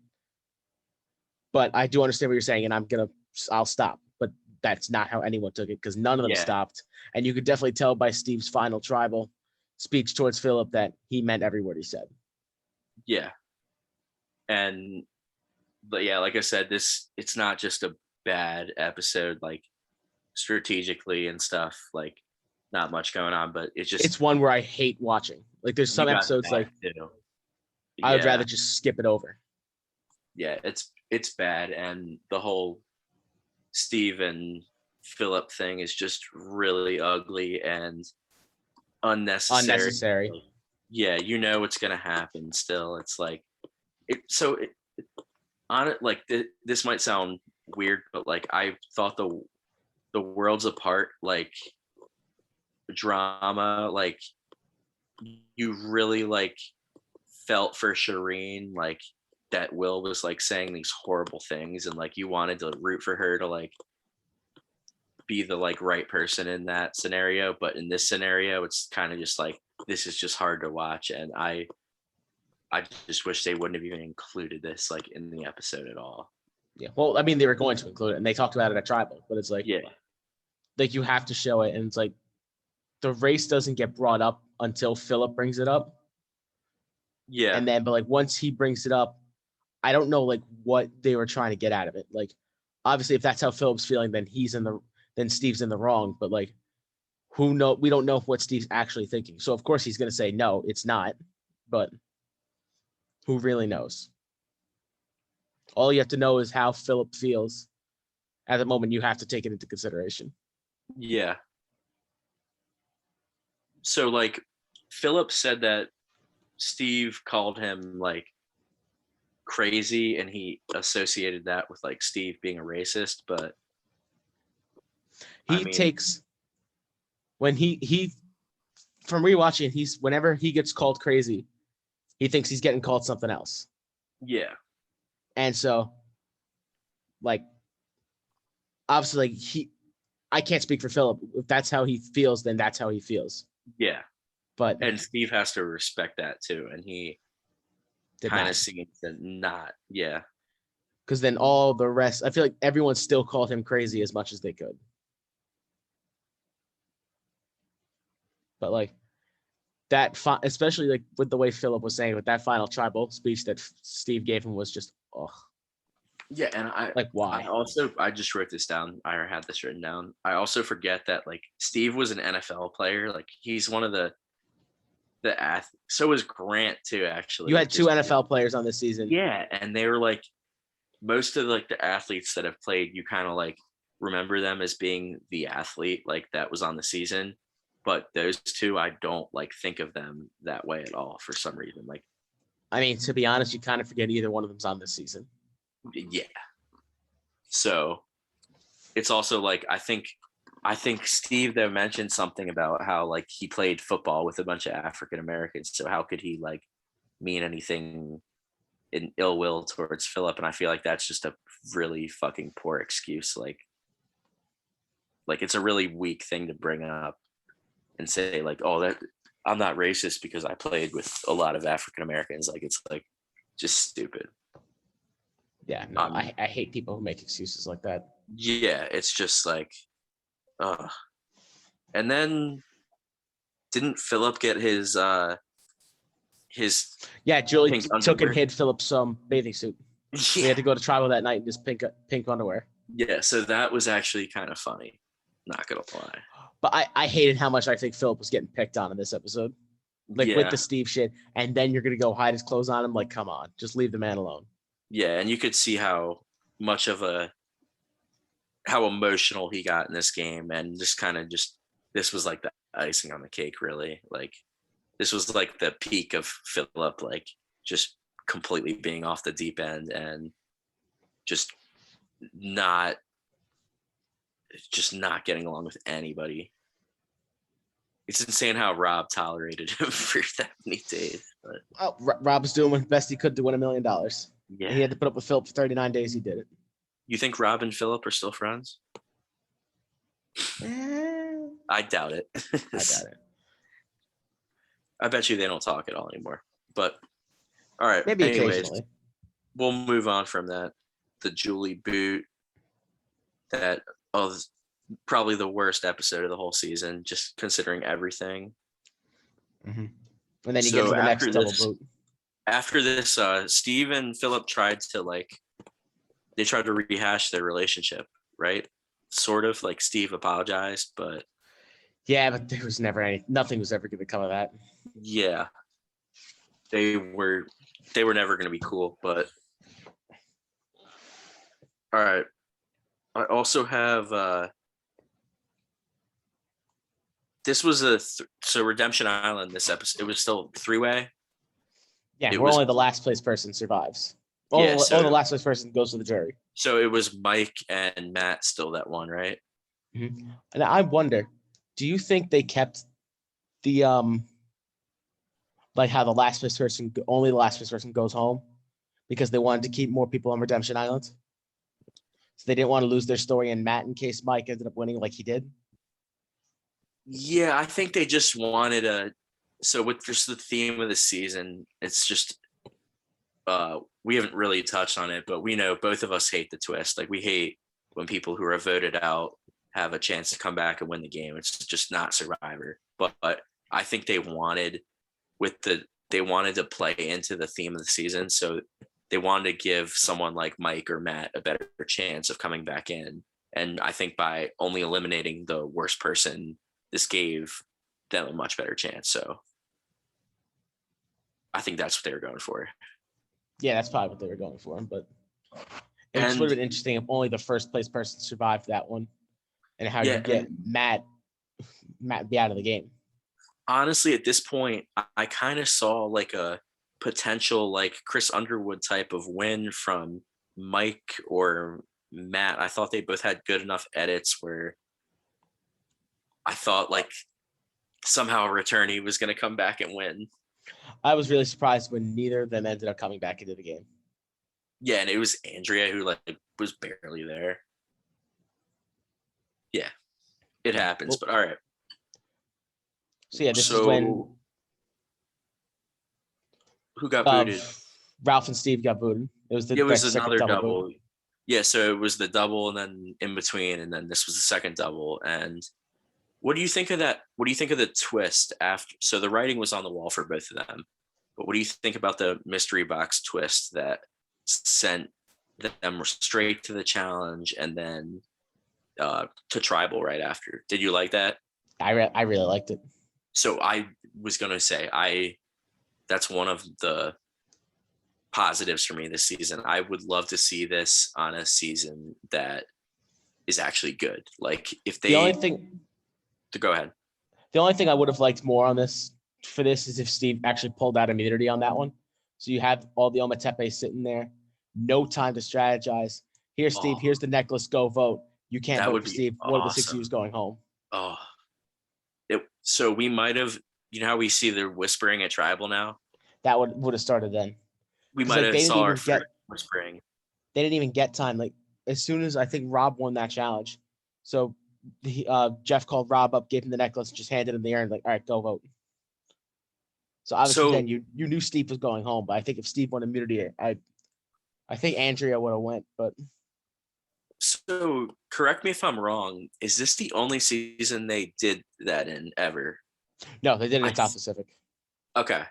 Where the same exact thing challenge? Yeah, Yeah, Dawn went home. They did the immunity challenge at Tribal, and then that's right. So those are like that's the thing with these pagongings in Redemption Island and South Pacific. They're like very quick, very quick. But I would like to see it in a season where there's not an obvious pagonging, where they have this sort of twist. Like imagine if this happened in Second Chances or something, oh where my the god, votes were changing every single tribe. Like there was no like super loyal alliances. Like it would have been awesome. and I also love like the no time to strategize before a vote. Like that's literally no time. Where like in Second Chance, how they went right from the Quest for Fire challenge to right to their first Tribal Council. Like I love if they would do that like every once in a while. Yeah, we should always just give people 5 minutes to vote. Make it like Survivor super fans, right? Well, I did do in the game that I host. I did do that one season. We gave them 10 minutes after a challenge to go to Tribal, where that was because Jordan was feeling nice. I would have made them do Tribal right then and there. You should have called it the super fans twist. But yeah, that's just I like the twist just with the players and with what the writing on the wall for Steve. Like, I feel like it was just like, all right, let's get this over with so we can get to the yeah, 6 turning on each other, even though that was gonna be a snooze fest too. yeah, and Well, the first one was. The second one was only interesting because of we'll get there. yeah. But So it had. All right, we'll get back to the next one, or we'll get to the next episode. so this is next one now. There's 4 people in a duel. Yeah. And the family visits this episode too, which Yeah, I was gonna say I have it a was bone the to pick family. with the family visit. Didn't the Redemption Island people get to have people too? So the way it worked was Mike won the duel. Mike came in first place in the duel, so he won the loved one, so which was his mom coming out, and he either could keep his family visit with his mother for himself, he could give it to Matt and Ralph for their loved ones who came out, or he could give up all of it and give it to the 6 people left in the game. And so Yeah. he did that. I was like, I would have liked it better if they did this. If he got his loved one no matter what, and he either could have given it to Matt and Ralph or given it to like 2 or 3 people in the game. Yeah. Like how on South Pacific when Ozzy didn't get his loved one, but he was allowed to pick, I think 3 of the people in the game with their loved ones and bring them to redemption with him. Yeah, I would have liked that better too. And honestly, I'm not the biggest like family visit guy. Like obviously if I was on the show, I would love it. I would love to see my family members come, but I feel like as a viewer, it's kind of cool to see, but I feel like it's a little cheesy and it eats up a lot of the episode at times. And I also think that that's the challenge I would never want to win. Like, because never. People would be like, if I was playing Survivor, I would purposefully not win that challenge and just hope that someone picked me. I don't want to be the person to choose people. People hold grudges over that. And people have been voted out for that before. It's just social suicide. It's like it's terrible. All right, so let's get to the rest of this episode, though. I loved this challenge, by the way. The immunity or the immunity? The immunity. It was the staircase. The staircase puzzle one, yeah. And how when Rob won the challenge, he collapsed at the top of the staircase. Yeah, that is a tough challenge, and they've done it a bunch of times, I think. I think the last time they did it was Second Chance. They've done it a And good the amount, though. Second Chance is the first time they did it since Redemption Island. Yeah, but it's definitely a great challenge. Mhm. And you saw when Rob collapsed, like how much he was pushing himself to just fucking control. And this was younger Boston Rob too, not the Boston Rob who Tyson calls a Portland chap on Winners at War. Yeah, Island of the Idols, Winners at War, Boston Rob. Yeah, so all right. So after this challenge, Rob wins his second in a row, and then Andrea's blindsided. Mm-hmm. Which you knew someone was getting blindsided. It was just who was it going to be? Because you knew he wasn't letting Philip go. Yeah, so you knew he had Philip and Natalie to the end at this point. Even Grant, who I think Grant actually trusted Rob more than, besides Philip maybe, I think Grant trusted Rob more than anyone else. Mm-hmm. But the girls, you think the girls could have flipped a tie vote here if Natalie had any brains? Or well, this thing you had to rely on Natalie to think for herself, and that's never going to happen. So whatever, Natalie always thinks for Rob. Yeah, and Rob had his idol too, which, I mean, I think the vote would have went on Philip. I'm like, I'm so as much as Rob, I think, wanted to take Philip to the end. I don't think Rob's risking his game for Philip. Hell no. Rob was not going to play an idol for one of them. No. And if the girls had pulled something and they could have got a 3-3 vote, they could have went to Rocks and prevented Rob from his sheer dominance to the end. But it wasn't going to happen because you had, like you said, Natalie, who just was never going to think for herself in this entire game. And this was it a 5-1? Or yeah, it was a 5-1. So 5-1. Ashley still voted for Andrea. She didn't vote for Philip. Yep. Which, another kind of a head scratcher. But like, did these people think they were going to beat Rob? Is what I really think. Like, I don't know what the fuck they were thinking. Yeah. Like, I don't know if they're like, oh, we want to get rid of Rob like last second. Like, you can't think that way. Like, you can't just hope that you can get rid of someone last second. And then, because what happens if they went out? Like, you can't get left that close. Come on. Yeah, especially like, to me, if you're someone like Andrea, who I know she was voted out here, but like, who isn't a GOAT, who actually has some game in them. I know she wasn't great this time, but she proved her next 2 times she's a player. Like, you got to realize when Rob has this many GOATs around, like Natalie and Philip and even Grant, who aren't going to turn on him, she had to have made a move a lot sooner or she was toast, and that's what happened. So It's like if they were planning on turning on him, they obviously waited way too late and it backfired. Yeah, but I don't think they're ever thinking of turning on him, which is crazy. But and then that was that, and now we get to the next episode where finally, I think Rob finally hits like a roadblock in his plan. Yeah, like it took till what, day 35 for something to finally come in his way. Finally, yeah, because he wants Ashley out, and then of course Ashley wins immunity. He's like, oh yeah, of course she wins immunity, and so now he votes Grant out. Now, because he had Ashley give him the idea of we're gonna vote out Grant when she was totally gonna get rid of Ashley, but because Ashley wins immunity, he now has a fallback plan. Yeah, and why do you think he voted out Grant? So I think I'll just say what I think first. I think that Grant's obviously not a great player by any means, but he had much more of a, you got your shirt? No, it's on my bed. I don't want to get it. You got much more of a chance, obviously, of walking through final tribal council with Philip and Natalie than you do with Grant. And I think that Grant was more of an immunity threat. Like, he could have he could have won his way to the end where Philip and Natalie weren't winning immunity. So I was just gonna say, if you're Rob and you're looking at it this way, like you can't get rid of Ashley, you're not gonna get rid of yourself. You have your three goats, Natalie, Philip, and Rob. Not Rob. Natalie, Philip, and Grant. Which one do you think has the best chance of beating you?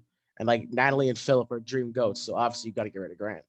yeah, it was a no-brainer. But I know, so from listening to the Rob Has the podcast when they talked about this, I think that Rob Cesarino said that Rob and Grant apparently still aren't like over this. Like Grant's still bitter. Oh yeah, Grant's very bitter about it. Still bitter to this day about it. And it's like, I guess it's your fault, buddy. You should have turned on him earlier. I mean, there's nothing dumb that Rob did with it. I feel no remorse for Grant. No, neither do I. Not at all. So then after this is when Andrea comes back, right? Yep. Went out into the finale. Where Ashley is still target number one. And then she wins immunity again. Yeah. So you think if say Andrea had won immunity there, Ashley goes home. I think as long as Ashley didn't win immunity, Ashley was going home. Like I think they would have cut Ashley before Andrea. Oh, I know that. I'm just saying, like, do you think if Andrea won immunity and Ashley goes home and Andrea is sitting in the final four and say can Andrea beat Rob in that final challenge? Yes. You think she could win the game? Well, that would entail Rob going home at 4, which, I mean, Natalie's going to give Rob a chance. Yeah. And like, I think Rob could beat Philip in a fire making challenge. Yeah. So do you think in that scenario, Andrea and Philip vote Rob and Natalie vote Philip? Yes. Okay. Because that's what I think too. But if any of them had a brain, they would all have voted for Rob.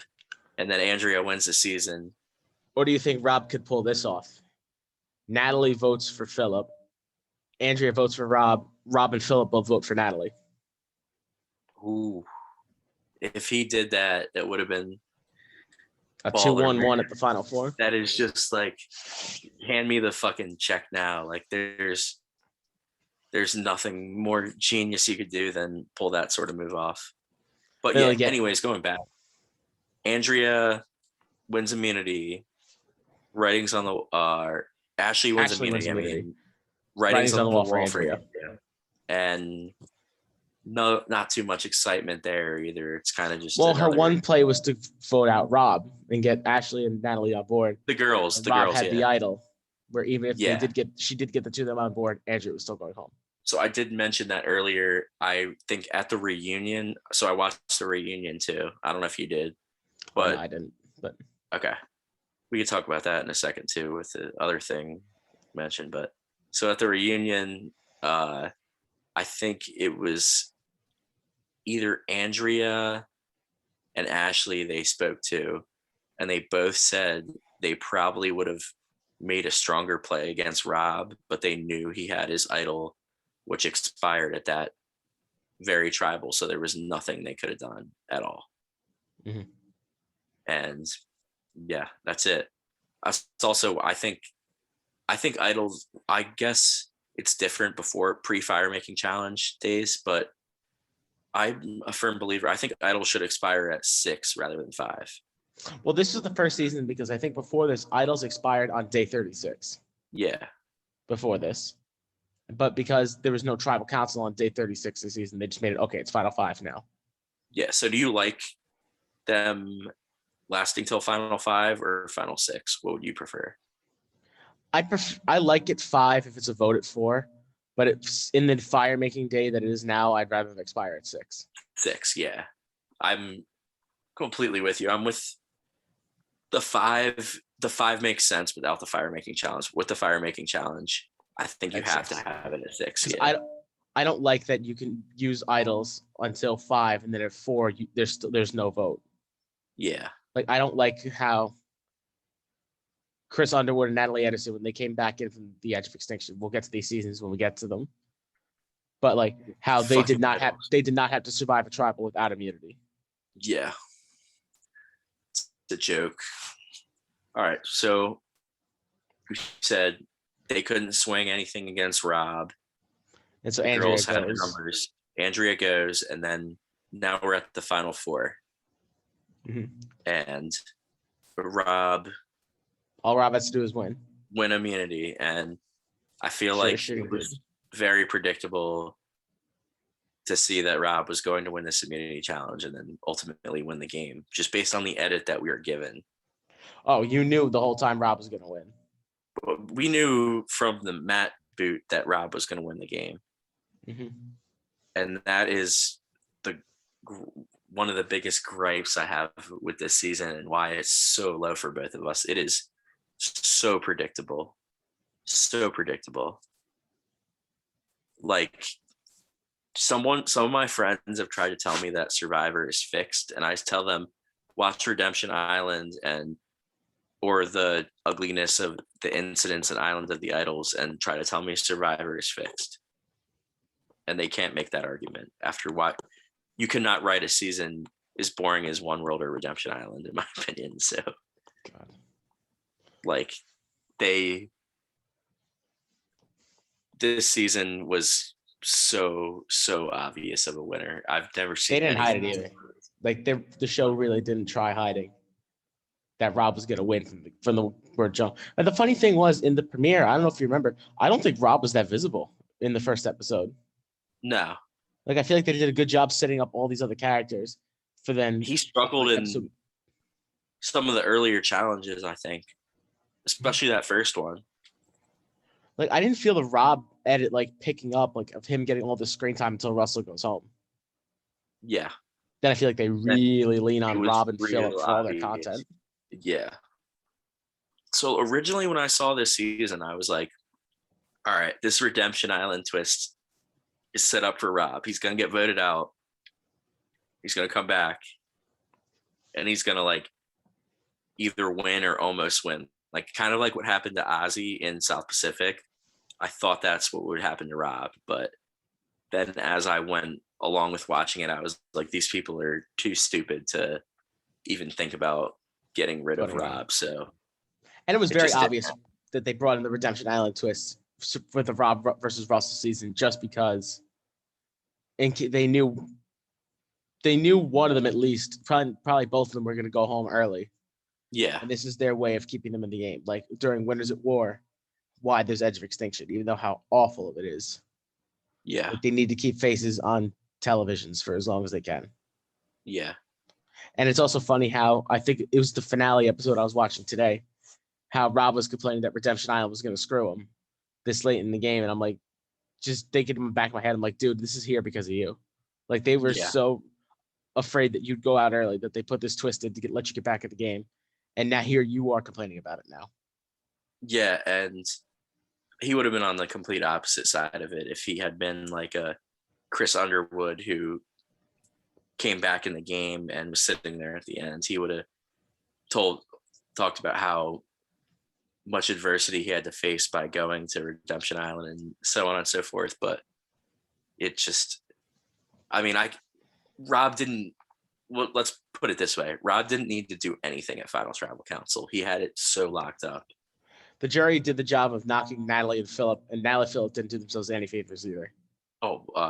So Natalie basically like said Rob did everything. She thanked Rob for allowing her to sit in final 3 with him. Yeah, and Philip basically said like he tried to say like it looked like Rob was making all these moves, but they were actually like my moves, and people just laughed in his face, like basically at that. Like, oh yeah, there's a couple like very not respecting Natalie with the way she played the game, which to be honest, I agree with. And then definitely just like they had to hammer it home that like Philip, you're insane with everything he was doing all season. Where it's like, I don't really remember how many questions Rob actually answered or how many got asked to him. Yeah. Like I feel like it was a lot towards Natalie and Philip, So like setting up why they did not win. I think Julie even said like to Natalie, like your family is going to be ashamed of the way that you played when they watch this. Like the exact words was like, oh, when she won the first individual immunity challenge, like on the the second Matt Boot episode. Yeah. Oh, your family's gonna be so proud to see you. Now, when they watch this, are they really gonna be proud of how much you rode Rob the whole time? Yeah. And then, of course, we got the half Murphy speech, or the full Murphy. Full Murphy. So the other thing I want to say part about of the full Murphy. The other thing I want to say about Julie too is when she got to Rob on hers, and she was like, "Hold on, give me 1 second. Go ahead." All right. What was I saying? So you said when Julie got to when she got to Rob, and he was like, "Oh, I hope you don't raise your daughters. You don't treat your daughters when they get older, or hope people don't treat your daughters the way you treated Natalie all season." Yeah. And I'm like, yeesh. That was kind of unnecessary, I think. Her. Yeah, no, that was complete. Her whole thing to all three of them was really unnecessary. Because even what she said to Philip, it was like, "Oh, Philip, you're the father of a teenage son. Is he going to be proud of the way you played the game? Like, why are you bringing people's families into this?" Yeah, she really pushed the family thing. Who was it? Someone, I'm looking at it. I took notes on the jury speeches too. Steve, yeah, obviously he hated Philip, praised Rob, and then he actually gave Natalie a compliment, I think, because he said she's this really young girl and she outlasted all these people. Oh, what Natalie did, it's like 19 years old going out there and lasting 39 days. Like, you can't, like, you have to give her credit for that. But, like, oh, yeah. Her actual gameplay is just like, ugh. She might have played a horrible game, but, like, 39 days is not easy, especially when you have that little life experience like she did. And it really showed out there. Like, I mean, how much she relied on Rob for everything. Yeah, for sure. And honestly, like when I saw her at first, I was like, I thought she had potential. And then it became evident quickly on that she wasn't going to do much of anything. She basically reminded me of like a Purple Kelly who is in a lot better of a position and won't quit the game. Didn't quit and got a little bit better of an edit because she had someone looking out for her the whole time. Well, I think also Purple Kelly might have gotten a better edit if she didn't quit the game. Yeah. I definitely feel like if you quit, your edit's going to be shitty. Yeah. All right, so let's get to David's speech, though. I loved it. I loved it too because we had never seen anything like it before. Mm-hmm. But we see it more often.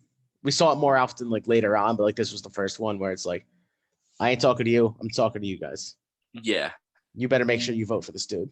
He didn't need it.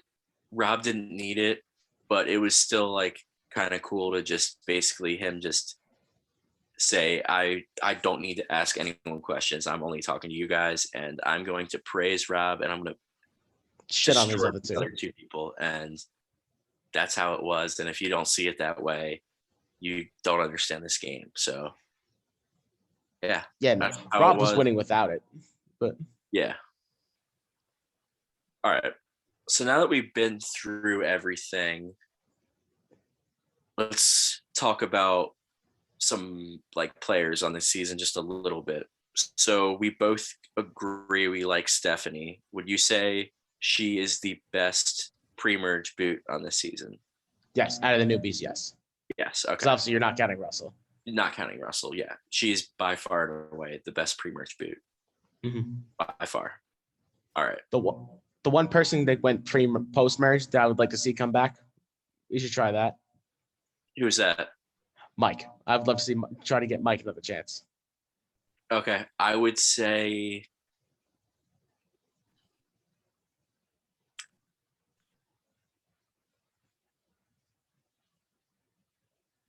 let's go with David.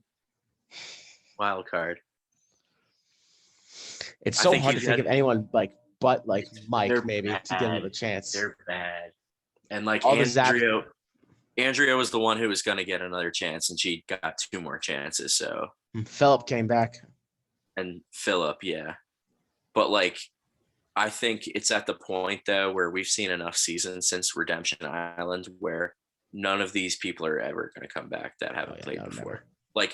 Like you said, you wouldn't, out of all those people, you would choose Mike, but we're never going to see Mike play Survivor again. We saw the 3 people who came back from the season who played on Caramoan. And the only people to ever come, the only one outside of those 3 to ever play again was Rob. Yeah. Now, do you think we could see Andrea again on like a best to never win, or she's played 3 times already? You don't think we'll ever see her again? I think we'll see her one more time. Maybe. I think it'll be up to her though. I think Survivor would love to have her back. I think it'll just be like, does she want to go through for a 4th time? Yeah. But I would definitely like lean more on like her, like you said earlier, her game in Redemption Island wasn't that strong, but she proved in Caramoan and Game Changers like how good of a player she actually is. Yeah. For sure. All right. Another thing I never mentioned, but let's see how you feel about it. So Redemption Island, the location, Nicaragua. What do you think of the location of the Nicaragua seasons? They all suck. Terrible. So like the area in Nicaragua looks nice, but like there's one good season out of the 4 that were shot in Nicaragua. This was definitely not one of them. Yeah. And I personally actually I think the shots are I think the beaches are kind of ugly. Like the scenery isn't great. There's not much like Fiji looks like the same old shit every season, but at least like they got nice crystal beaches, clear water and beautiful beaches. I don't think Nicaragua's got kind of like those dark sandy beaches and bunch of rocks. Really gloomy weather. Like I just don't think the location of Nicaragua is that great either. And the fact they've used it multiple times is, I'm not going to knock 2 seasons. They were there for 2 seasons. Took up like a couple seasons break to go back to Samoa. And then we're in Philippines for a bunch of seasons. And they went back to Nicaragua. Worlds Apart and San Juan del Sur, Nicaragua, yeah. Like I said, San Juan del Sur was the one decent one out of the 4 of them. The other 3 are awful. I don't hate Worlds Apart, but we'll get to that later. But they, I don't think the location's great, but it doesn't make or break the season for me. It's more the awful gameplay and the predictable boot order and the obvious winner that really did it in for me. And rewatching this season, I actually think, like you said it was number 40 for you. I had it at number 39. I think I don't see myself enjoying One World less than I enjoyed this. I think this week when I go rewatch One World that I'm going to like it better than I liked Redemption Island. Yeah. Here's one thing that we didn't hit on. With the Redemption Island twist, there was no reward challenges all season. If you wanted to win a reward, you had to win the immunity challenge. And to me, I think that really kind of took away any chance of a Zapatera uprising because you couldn't get people like a Ralph, a Mike, or a David with like, say, Andrea or Ashley or Philip to be like, hey, you guys should actually think about this. Like everyone was always under Rob's big brother eyes and no one was ever out of his sight. Where if you went on rewards, even if Rob went on the reward, whoever's back at camp without Rob, like there's always could have been a chance on a regular season when people go on rewards with these 5-on-5s reward challenges. People are going to talk about game away. We're going to talk about game away from Rob. And I feel like the twist this season definitely took everything away from that.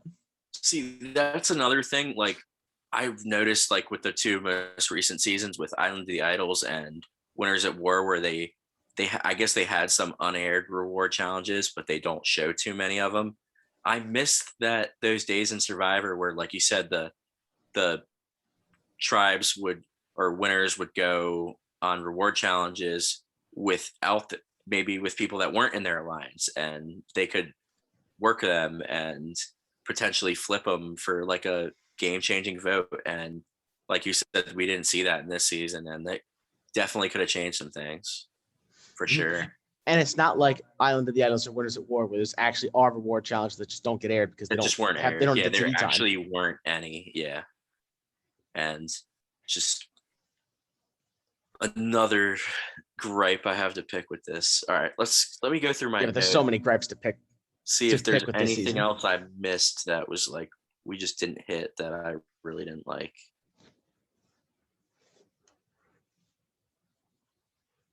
Most of the stuff we went over just because it's just I think I hit that everything on bad. my list. I've ranted enough on this season. Yeah, they're all so bad. All right. Oh, I got one more thing. We'll get into the full Murphy. So what do you think of David Murphy's proposal at the reunion? Oh, How do you like that? God. See, I forgot about this because I didn't watch the reunion. Yeah. My God. So I actually didn't either when I rewatched it, but I just remember it fondly because of how so bad. It's so bad. It was cringeworthy. And the thing is, they never even got married either. They broke up because he cheated on her, I think. He cheated on her with I think it was Alicia from One World. Yeah, which is a awful human being. We'll get there next episode because for anyone listening, our number 39 season on our rankings is Survivor One World, which I'm actually kind of looking forward to watching this week because I haven't seen it in a while actually, and it's bad, but it might not be as bad as I remember. Hopefully. I rewatched last year. Don't get your hopes up.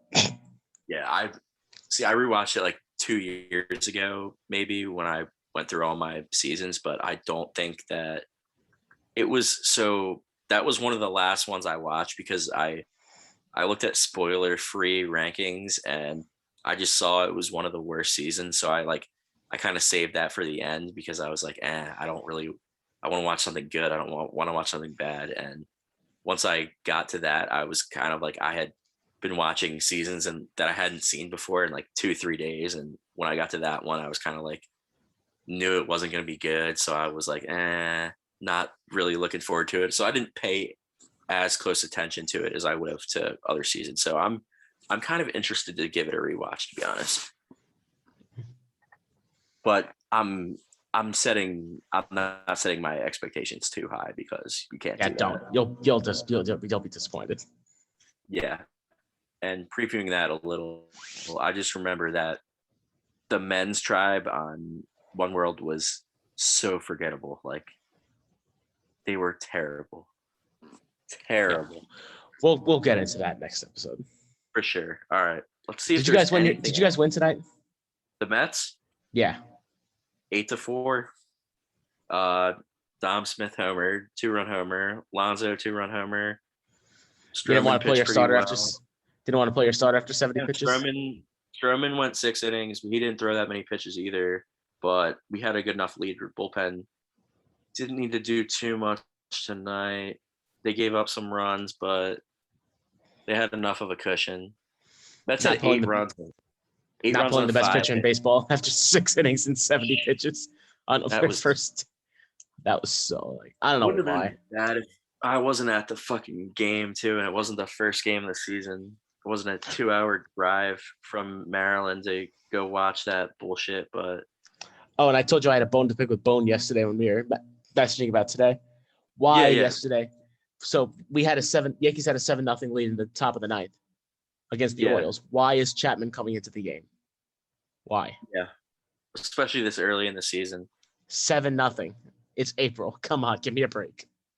Yeah, I don't hate Boone, but I don't think he's a great manager by any means. I'll take him over Rojas any day until Rojas proves anything, but it's just.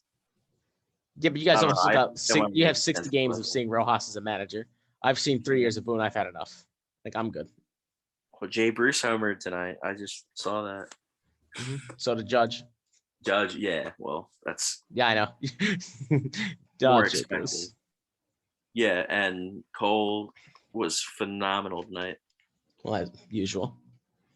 Yeah, I thought it was so funny. The Orioles swept the Red Sox this weekend. And the Orioles continue to be the Yankees bitches. Orioles are so bad. I might be going to the game Sunday actually. If it's the weather's nice, I might go.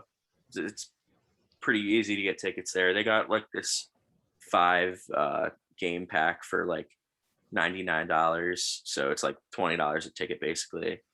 Oh, that's good. And you only get like, I think you only get one premium game, so you only get like one Red Sox or Yankees game, and the others are like kind of like random. But there's this limited attendance doesn't affect the Orioles at all because they don't draw well anyways. Like that game I was at last night, there were I think I sent you a Snapchat. There were more, I think there were, it looked like a regular Orioles game, like with the limited fans in Philly, like maybe even more people. We should play a game one day. Is this COVID Marlins crowd or a pre-COVID Marlins crowd? Oh yeah, that's bad too. Have you been there before or no? No, I haven't been to haven't been to the Trop, and I haven't been to the Marlins Park. So I've been to all the East Coast parks besides Fenway and Atlanta. And yeah, the Trop is fucking bad. And Marlins Park's nice. They just don't. It's unique too. They're fan. Like I think I went when they were playing the Phillies, and it was like 75% Phillies fans, like at least. Well, that's like the Trop is only full when they're playing the Yankees. Yeah, exactly. So who's the Orioles play tomorrow? Yeah, I think they're missing him. But a guy who actually he started for the Orioles on Sunday. His name is Bruce Zimmerman. He's from the next town over from me, and my friend actually went to high school with him and is friends with him. He's the same age as me. He got the win for the Orioles on Sunday. He actually went to same college as me too, Towson, but he transferred to a D2 school and then got drafted after that. And he was in the Kevin Gausman trade when Kevin Gausman went from the Orioles to Atlanta. But it's kind of cool to see a local guy like perform. But the Orioles they're going to be terrible, I think. But yeah, wait, John Means is pitching tomorrow. Yeah, Means is solid though. Mm-hmm. Yeah, we got Peterson versus Nola tomorrow. So oof, good luck. Yeah. I got like Tyon's making his Yankee debut tomorrow. That would be interesting. But yeah, I don't like our rotation that much right now. But when Syndergaard and Carrasco come back, the Mets rotation could be nasty. Well, you also knew Syndergaard was going to be out in the start of the season. It's just the Carrasco injury kind of bit. Yeah, that sucked. But I'm more worried about the bullpen anyways. But I think our offense is going to score runs too. See the Yankees trade for Rougned Odor today? I did see that. They need someone to beat up the Blue Jays, I guess. But where's Jose Bautista at? I think it's unnecessary, but yeah, he's not gonna play too much, I don't think. But like I get it. Yes, we need extra lefty bats because like we have one lefty bat in our lineup, and it's Jay Bruce, and he's only there because Luke Voigt's hurt. What about Tyler? Like a fully healthy Yankee lineup has 8 right-handed hitters and a switch hitter. Need to start. I don't like. Ugh, Tyler Wade. I'm just kidding. I'd like if he could run the bases first before I trust him holding a bat. Yeah. That's literally he's just defense basically only. What else happened tonight? Anything in MLB? Yesterday Tatis got hurt. That sucks. Yeah, he went on the IL today. Yeah, and they said it could be serious, I think, too. I don't think they said how much time he'd be missing, but some sort of. I'd assume it'd be a lot. I still like Padres might have upgraded a lot and stuff, but I still have a hard time believing they're automatically just going to win 95 of like 100 games, like everyone's assuming. I think they'll make the playoffs. With that stacked rotation, I think they'll make the playoffs too. But like they're not dethroning the Dodgers out there. No. And I saw people like, oh, they can compete with the Dodgers. No, they can't. No one in that National League can compete with the Dodgers. All right. So we're probably gonna wrap this up here soon. We've been on for a while, but just a little bit more MLB talk. You got a surprise team this year or anything? Uh, I mean, I have one team that I think is overrated every year, and it's always the Angels. Yeah. Oh yeah. They're so They're always overrated. trendy playoff pick, but I'm never picking them again. I think the Make Blue the Jays playoffs. I think the Blue Jays will make noise this year. I like the Blue Jays and All they another need one. is pitching. Yeah, and two other sleepers who are a little bit under the radar, no one's talking about. I don't think the AL Central is very good. So It's not. really, this is a stretch, but I don't think the Royals are horrible when they're fully healthy. I think they got a pretty good lineup. And I think that they could be, I mean, I know they're probably not better than the Twins or even the Indians. The White Sox are much better now than they were, but I think if there's any like out of the dark, like just shocking like teams that could make a push for the playoffs, I think the Royals could really surprise people. What'd you think of the White Sox with the Eloy Jimenez tribute the other night? Oh, that was cringeworthy. I saw a tweet. Someone's like, I had to look up if he died for a second. Like, Yeah, it was ridiculous. oh, Like you save that for if something big tragic happens. Like yes, him getting hurt and missing all season sucks, but like come on, the dude's not dead. yeah, it's not Jose Fernandez or like, it's just someone, whoever's running. Some of these people who run the social media teams for these like pro sports teams are just like seeking attention. Like they just post the dumbest stuff. Like, With us in our hearts forever. Come on, you'll see him in the dugout in a couple weeks. yeah, it was real tough to watch. But I mean, I don't know. That hurts the White Sox. I still kind of like their chances this year, though. Yeah, so do I. I think they'll be fine, and he'll be back for the season. That over. Yeah, I liked them heading into last year a lot. I know it was a short season, but they played well. I think they had one of the best offenses in the league. Actually, Giolito this year is my Cy Young pick. I think Giolito is top 3 pitcher in the AL. He's good. He's a really good pitcher. Cole, and Giolito probably the top 3. I'll give you Cole. Cole's the best, but you said Cole, Giolito. Who's the third one? Bieber. Shane Bieber. Oh, Bieber. Sorry. Yeah. I think he's Bieber, and I'm like, yeah. If he can repeat what he did last year, I mean. But, yeah, I'll believe that when I see it because I think he's good. Don't get me wrong, but like he played the Pirates, he played the Tigers, he played the Royals a lot. Yeah, so and like that Central is so weak outside of the Twins and the White Sox. Like he definitely got a break with the schedule. Yeah, Trevor Bauer had the same thing too. Like because those two Central divisions, they only played each other like all the other divisions, and they had a much easier time. Like I still think if that was a normal, it pissed me off because that was a normal season. I think DeGrom gets his 3rd straight Cy Young last year. Yeah, probably. It's hard to say, but like I don't think Bauer could have went toe to toe with DeGrom playing a normal schedule with a full season. I just don't think so. Maybe someone else could have, but Bauer, I don't know. Well, Darvish was pretty good last year too. Oh yeah, he was great. I'm also like, I wanted Bauer on the Mets, even though he's overrated and would have been overpaid. But now that he trolled them and didn't sign with them, I'm truly rooting for him to give up like 6 runs in every starter. Like, I can't root for him. I can't root for him because he went to the Dodgers. Yeah, they're like the new stupid super team, like or whatever. But they're the Dodgers. They'll collapse for the World Series. Yeah, they won last year. Yeah, but we'll see. That took a miracle to not lose that series to the Braves. Yeah, and I mean, if Kevin Cash was thinking with his brain and didn't pull Snell so soon, I hate Kevin Cash. Yeah, me too. And last night when I was at the game, like we pulled DeGrom throwing a shutout after 77 pitches, and I'm like, I get it's the first game, like I said earlier, but it's like, do you learn anything from Kevin Cash last season? Like, apparently not.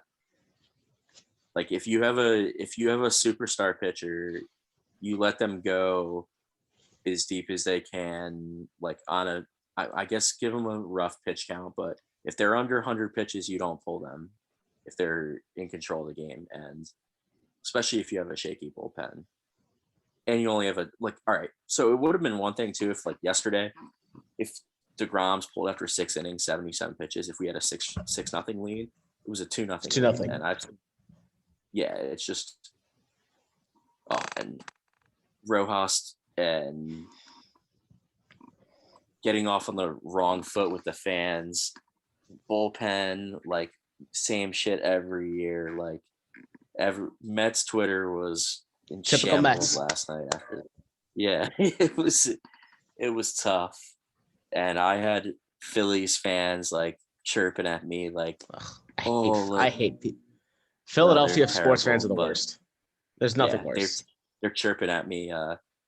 Mets. The Mets bullpen, a tale as old as time, and I act like that Phillies bullpen isn't awful too. That's what I said. I looked at them. I'm like, yeah, we have an awful bullpen, but like, look in the fucking mirror. Like, you guys have had the worst bullpen in maybe the National League the last like 3 years. Like, that bullpen is the sole reason they didn't make the playoffs last year. Yeah, it's in Philly. Terrible. Like, they made deals, I think, with the Brewers and with the Red Sox to upgrade their bullpen, and it got worse. Yeah. And they got so much money invested in that team too. And I'm biased. I think the Mets and the Braves are better, but we'll see. Mm-hmm. And at least it's going to be tough, though. I think we should wrap this up. We've been going for a while. Yeah, it's been a while, but we will have more miscellaneous sports talk, and our next episode will be covering our 39th ranked season, which is season 24, Survivor One World, with another dominant great winner in Kim Spradlin. So excited to revisit that and see everything. And also in the future, we will have episodes where we have, eventually, if we can get good enough, we hopefully get some actual Survivor players on here as guests. But for the time being, I think we could get some of our org friends to give us some feedback, chime in, maybe have them on for a season they care deeply about, or just talk about their org careers and how they got into the Survivor community. I think it would be interesting. So anyone's listening out there and they want to be on the podcast, just DM me or Michael and we'll definitely have you on at some point. So, all right. I think we got this covered, though. There was a lot to talk about for such a horrible a shitty season. Yeah. So it has me excited thinking that when we actually get to good seasons, that it'll be good. Yeah, and the thing is with this countdown, like every season's going to get better too. So it's like, hopefully at least, unless we figure out that our list weren't. We might have to readjust the list when we're done with these. For a couple of them, we will, but in generally, it's going to get better each season we watch. So, all right, we will revisit next week or in a few days, whenever the time comes, with Survivor One World. So that is it. All right. Good night. All right, deuces.